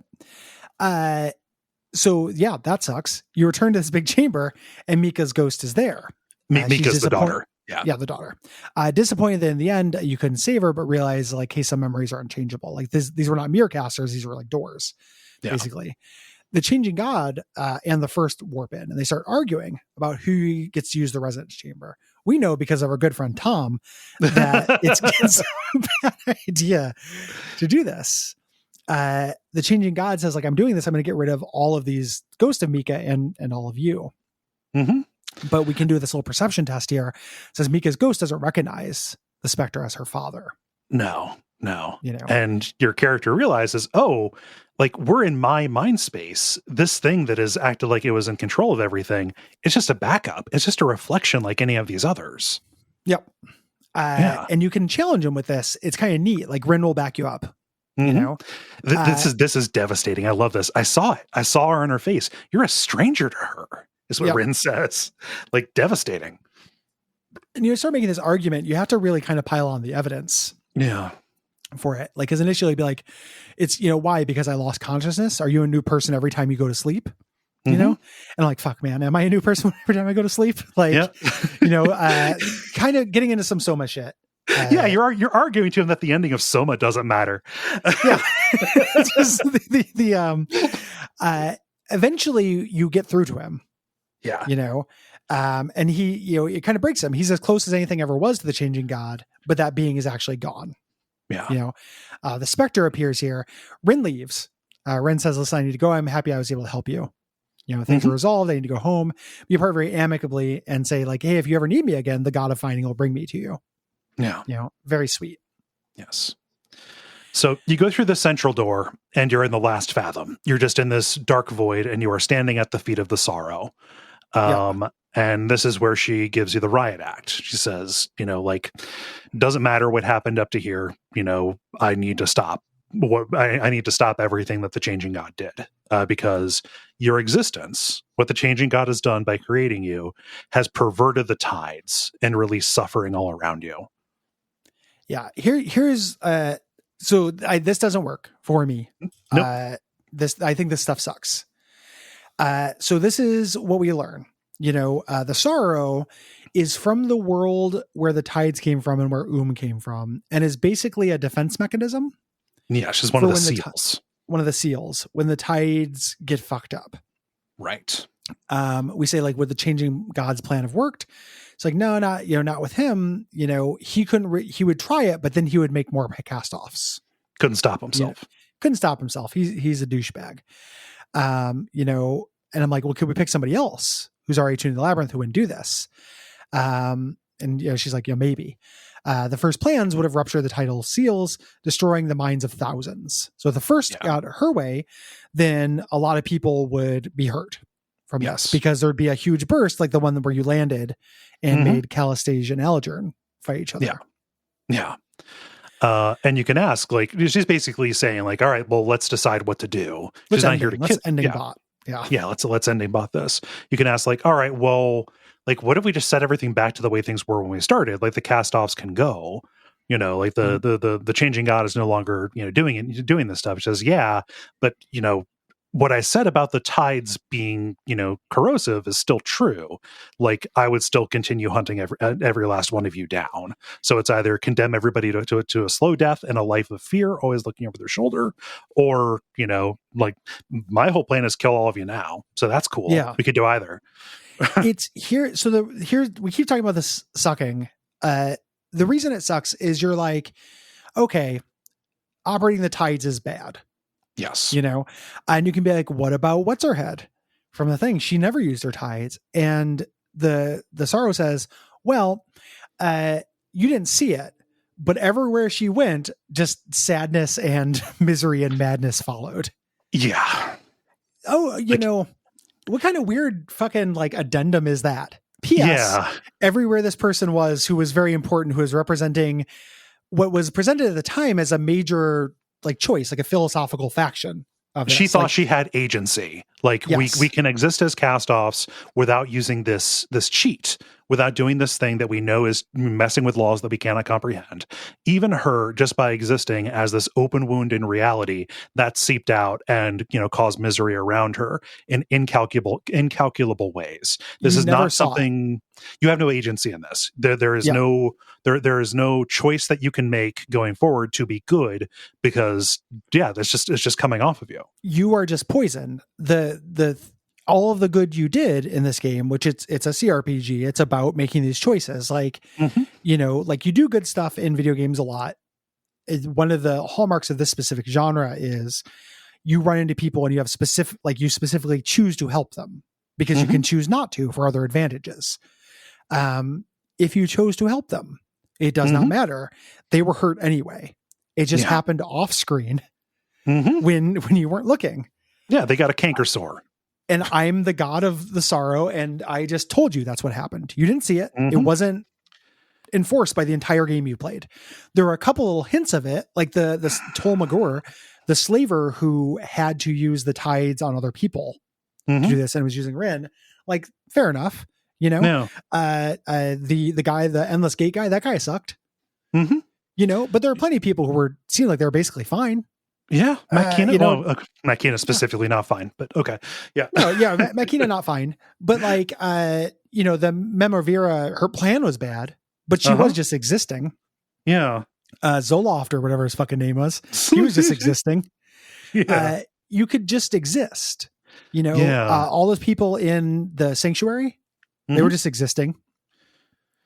Like, but to be told, like, just as text, no, it was actually hugely harmful that they were doing that. That just blows so much tremendous amounts of ass. Yeah. And like this is Monday morning quarterbacking. This is assuming that they would have the resources to do this if they could. But like, take an inventory of every time you could have used a tidal surge to fix something, right? To get what you wanted. And then write to negative outcomes about what happens. So the direct one when you use the tide and say, well, but I didn't use the tide there, and then say, well, actually, so here's how that went bad anyway. Like, at least that would show the futility of what this is. You exist as this, it's tale all this time. You exist as a thumb in the eye of the process of life and death. Just it is, I'm not something you can outrun. The nature of what you are is not something you can outrun. At least show your work on that, as opposed to just saying, oh, take it on faith that everybody you interacted with, got sick and died in some way after you were gone. Alternatively, I also would have really liked the option for the sorrow to be wrong. Yeah. You could have been like, no, but actually, like, I went back and checked. Mm-hmm. Like, that there was this problem, but I went back and fixed it. To have something that's actually omniscient and omnipotent in this, it kind of breaks it. Like, are you actually a god? Yeah. Yeah. It's really underlining a huge difference between this and Planescape Torment, right? Yeah. Where like that was all, there were forces, there were objectionably true things in it, but the main conflict wasn't. Yeah. The reason why you were harmful in Torment wasn't just the nature of your being. Right. It was choices that your past self had made. Yeah. And that was a game about justice. Like, do I subsume to these things? These are things that I did. You may not remember them, but they're things I did. I have changed. That's good. It's not enough. I still have to pay the piper because, this is not that. It's not landing either of these themes. Like we'll get to the summations here in a minute, but also the fatherhood, the dad stuff doesn't work at all. No, because the changing God being like, you don't matter to me, you're not a person, is a non-starter argument to a sentient being. Yeah. You don't get to say like a sentient thing is just not a person. There's no sympathy to that. That's not a well-argued position. Yeah. You also don't get to say like, this feels like a Band-Aid, because the idea was I was supposed to feel guilty for things the changing God did. I didn't. I was a totally different person. Yeah. It's saying, no, you're just tainted though. It's original sin. Doesn't matter what you do. And original sin fucking sucks. Yep. It's a horrible principle. It doesn't make any sense. It spits in the eye of free will. And in a genre that is about free will, or as close to being about free will, giving you the illusion of free will as much as a video game can, it explicitly feels really shitty. It also, so I've continued poking at source books about this, because it's an interesting setting. And I got like, there's a big bundle of Numenera stuff, so I just have all these PDFs hanging around. So I've been poking at it, and like, it also like the sorrow feels like it's kind of going really against like what I think Numenera is. Like, oh, there are these things that we call gods, there are these things that we call magic, but it's all no, that's not what that is. Like it's Wizard of Oz shit. So the sorrow pretending to be all knowing, at least regards this, like it's all toys. Like it's all stuff that people made. It's just sufficiently advanced technology. Like you coming in and saying, no, like that's not demons, that's nanomachines. There's a logic that they adhere to. Rin making her gods, like, oh, we call it a god, but it's actually not. They're effective in different ways, but it is not this omniscient being. Throwing into this setting this thing that it thinks that it is omniscient and all powerful and actually is, feels like it does not feel of a piece with like the coolest stuff that I have read about this setting. Yeah. Agreed. Lousy. This is your ending Tron 2000. Right. What you choose here. You can say you can fight the sorrow. There, and then you have a boss fight at the end. Yeah. I think I did that my first playthrough. Okay. I think that's the ending I went through. This one I said, hey, what about me? Put all the cast-offs in me. Fuck it. I'm awesome. She says, are you awesome? And then you can name a couple awesome things you did. Okay. And then she'll do it. She's like, yeah, that'll work. And I'd be like, you'll lose the ability. Although they'll all be gone. You'll lose the access to the tides, but you'll be like a person. And I'm like, great, I'll be a person. And I was a person. And that was my ending. Yeah. My ending was, and like, this is not anything that I've like read about, so I don't know how rare this is. I don't know if you pass that perception check to see that Mika doesn't recognize her dad or whatever. Even if you don't do it, Rin does it for you.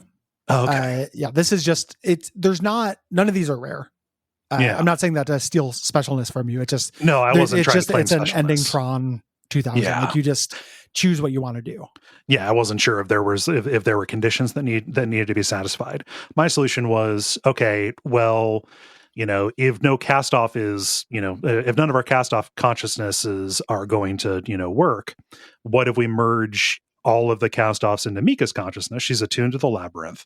This daughter, this person who died, let her take over my body and live out the life that she wasn't able to live, back when she died, or, early on because of that sickness, and I chose that one just because that seemed like the most just, which is like, all right, if what you say is true and no cast off can exist because of, the problems, then, let her walk forward. She's got nothing to do with this. Right.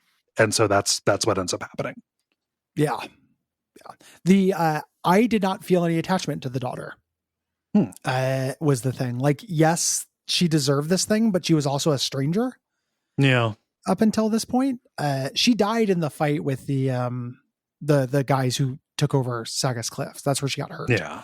And stuff. And it just felt like, it's all of a sudden out of nowhere. Here we are. Yeah. Some guys. So I just, I don't like it as a choice because I don't really like any of the choices. Yeah. Yeah. And like that also felt most in line with what my character had done before, Yeah. So, yeah. Yeah. But for me, just you make that choice, and then the Last Castoff's body wakes up, still in the bloom. For some reason, Calistage and Eridus are there, and the Sorrow is there. And Mika, speaking on my body, asks the others what they're going to do. Calistage says later, and then it just dissolves to return to the data sphere. I'm out. Yeah. And Eridus says he's going to go search for a new beginning. He's going to try and make the world a better place for somebody else. So it actually wasn't true. The nanos didn't, dissolve him when they left. Interesting. That feels a little bit like a hand wave. Like he probably it really does. Died. I don't like that. I don't like that he gets to go and be a himbo, an eternal himbo. I traveled the world with Calistige, and we went and sought out all the world's mysteries. Yeah. And was there, and Eridus was marionetted through the desert until his legs dissolved.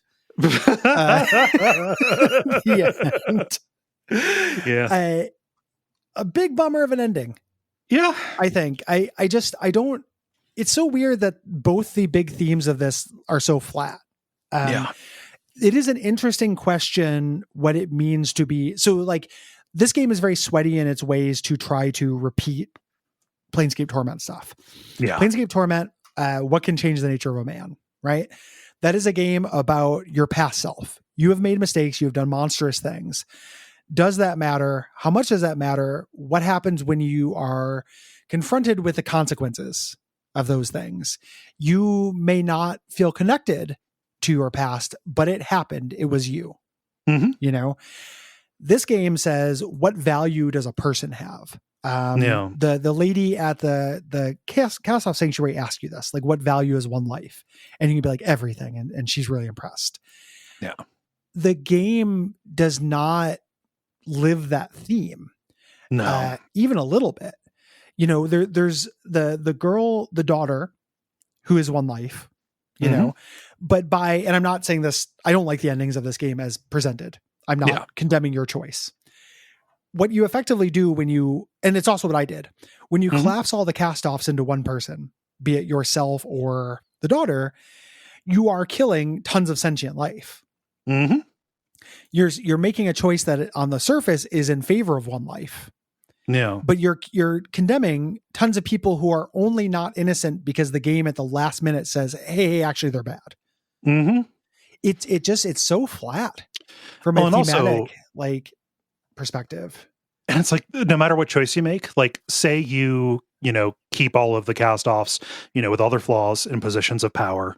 Okay, they're going to continue doing all of this stuff. The world, basically the status quo is going to continue. If you believe, like, okay, the cast-offs are a problem, they're going to be out, just let's take them all away. If you take all the cast-offs away, it explicitly says, like, yeah, that left power vacuums and people are flawed too, just like cast-offs are. So the world didn't get appreciably better because of the decision you made. Like it just basically says that, like, life is going to continue. Like you do not leave a legacy in this. Yeah. Yeah. Really disappointing. Yeah. Because it does itself no favors. It's a cool story, Mm-hmm. right? It just does itself no favors being compared to Planescape Torment. Like I ended up liking the play of it a lot more, even though I do kind of hate the ending the second time because I had expectations set. Mm-hmm. I was expecting to ask questions about myself at the end of this. Like I was expecting to think, oh, like, what do I think about these issues? Mm-hmm. How does this relate to my life? There's nothing that's relatable about this at all because you can make kids, but you can't make little like only bizarre people, the worst people in the world would ever think their kids are not sentient. Mm-hmm. In our life. It's just not relatable enough, and nothing in it maps onto life or the human experience very well. It ends up working really well as a story, like a cool sci-fi story, and a great playground for cool ideas.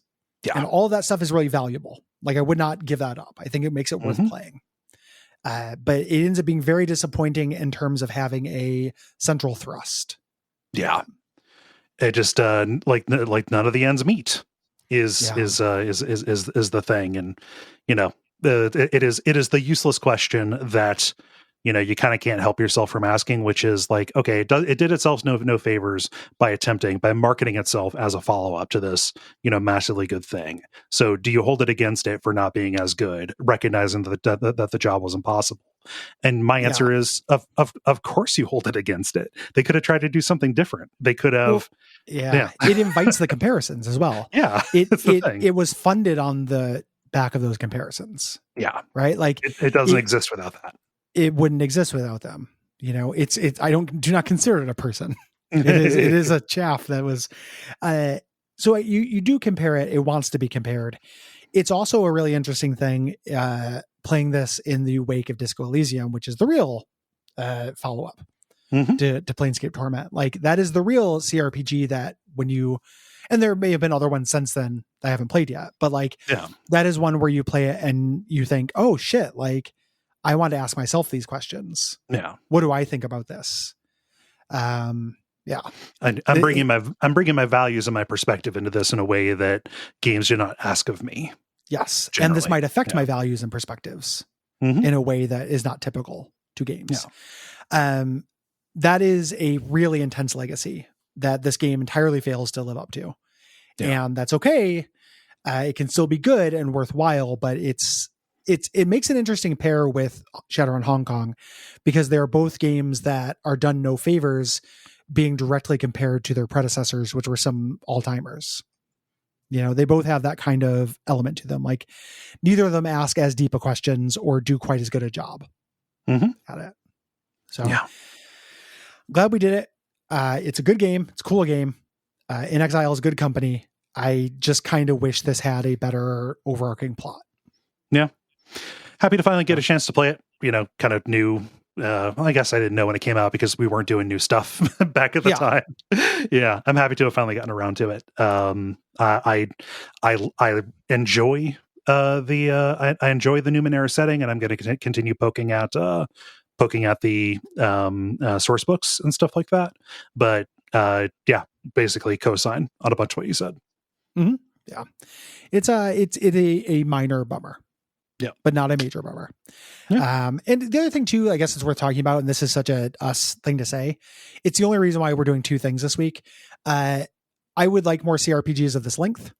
Yep. I think that part of why this gets away with being a more modest story, if it had been pitched different, and did not have these comparisons and these kind of like illusions of loft to it, a 26-hour CRPG that was a little bit less ambitious in its grand themes and was more just like, let that stuff live at the margins and you can put it together if you want, have it live in the short stories, would have really worked. Yeah. The Viva the Dream game that, I'm not the first person to pitch it, but the Bethesda game that's just side quest. Give me Tides of Numenera, but there isn't really a main thing. You're just going to these zones and engaging with these micro tasks that are really cool. Yeah.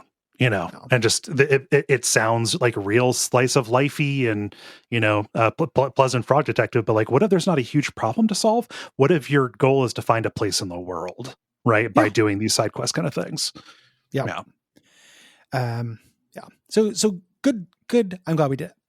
Mm-hmm. Next, if you have anything to say about Tides of Numenera, go to Duckfeed.tv/contact by December 15th. Also, if you have anything to say about Shadowrun Hong Kong or fun arcade stories. Yeah. All of that is there. That deadline is December the 15th. January's games. First, we're doing What Remains of Edith Finch. Then we are doing Heretic, right? Heretic. Yep. Then we're doing Heretic. And the premium game for January is going to be Hades. If you're so the whole episode, the whole, like the entire premium episode goes to our patrons. Everybody gets to hear kind of the generality stuff. But you can hear the whole thing by becoming our patron. If you have thoughts about any of those games, write them by January the 15th. Duckfeed.tv/contact. If you have thoughts about multiple games, please separate them. That makes my job easy. Yeah. Clear your calendars for the weekend of the 16th, 17th, and 18th of December. That is when we're doing Duckstream this year. Our annual 48-hour live stream to benefit the Transactive Gender Project out of Lewis and Clark College. It's going to be a hell of a time. Yeah. It's going to be a real blast. Yeah, games and hanging around. That's long enough for like a little culture to form in the chat, which is fun. Yes. I get to show up early in the morning and have people say things that are complete nonsense to me because you guys made them into something overnight. Micro memes. Yeah. Games and goofs. Yeah. And raising money for a very important cause. Yeah. Maybe our 8th or 9th year doing it. Yep. Very fun. If you are a non-white, non-cis, non-straight dude and you do a project you'd like to have highlighted, please send me an email at gary@duckfeed.tv. We like to do these little shout outs. This episode, I want to shout out Coming Out with Lauren and Nicole. This is, you can find this at comingoutpod.com. This is a podcast, the basic gist, queer folk from different backgrounds, experiences, share their coming out story, whatever that phrase means to them. And they use this as a jumping off point to discuss topics, in queer culture. Great idea. Super interesting. Their key art, their podcast art features both their dogs, both of which are adorable. There's a Doxy and a Chihuahua, two good breeds. And big shout out to Lauren. This podcast seems awesome and people should check it out. It sounds like something that our audience might dig. Comingoutpod.com. Yeah, indeed. As for us, you can go to patreon.com/duckfeedtv to get those premium episodes, to support episodes, to do all kinds of stuff. Support your boys as well. Yeah. This is our full-time job, and we can, do these big CRPGs. We can dedicate a month to that because, this is just what we do. It's a lot. It's a lot. Yeah. It's a lot. So do that if you want to support us. We really appreciate it. If you cannot afford that, please tell your friends, leave ratings, reviews on Apple Podcasts or Podcast Addict. It is all welcome. Until next time, what should they watch out for, Cole? Until next time, watch out for yourself. You were bad all along and were deleterious to everybody around you. Yeah. Good you night. Didn't know it and they didn't see it. Just rest assured. Yeah.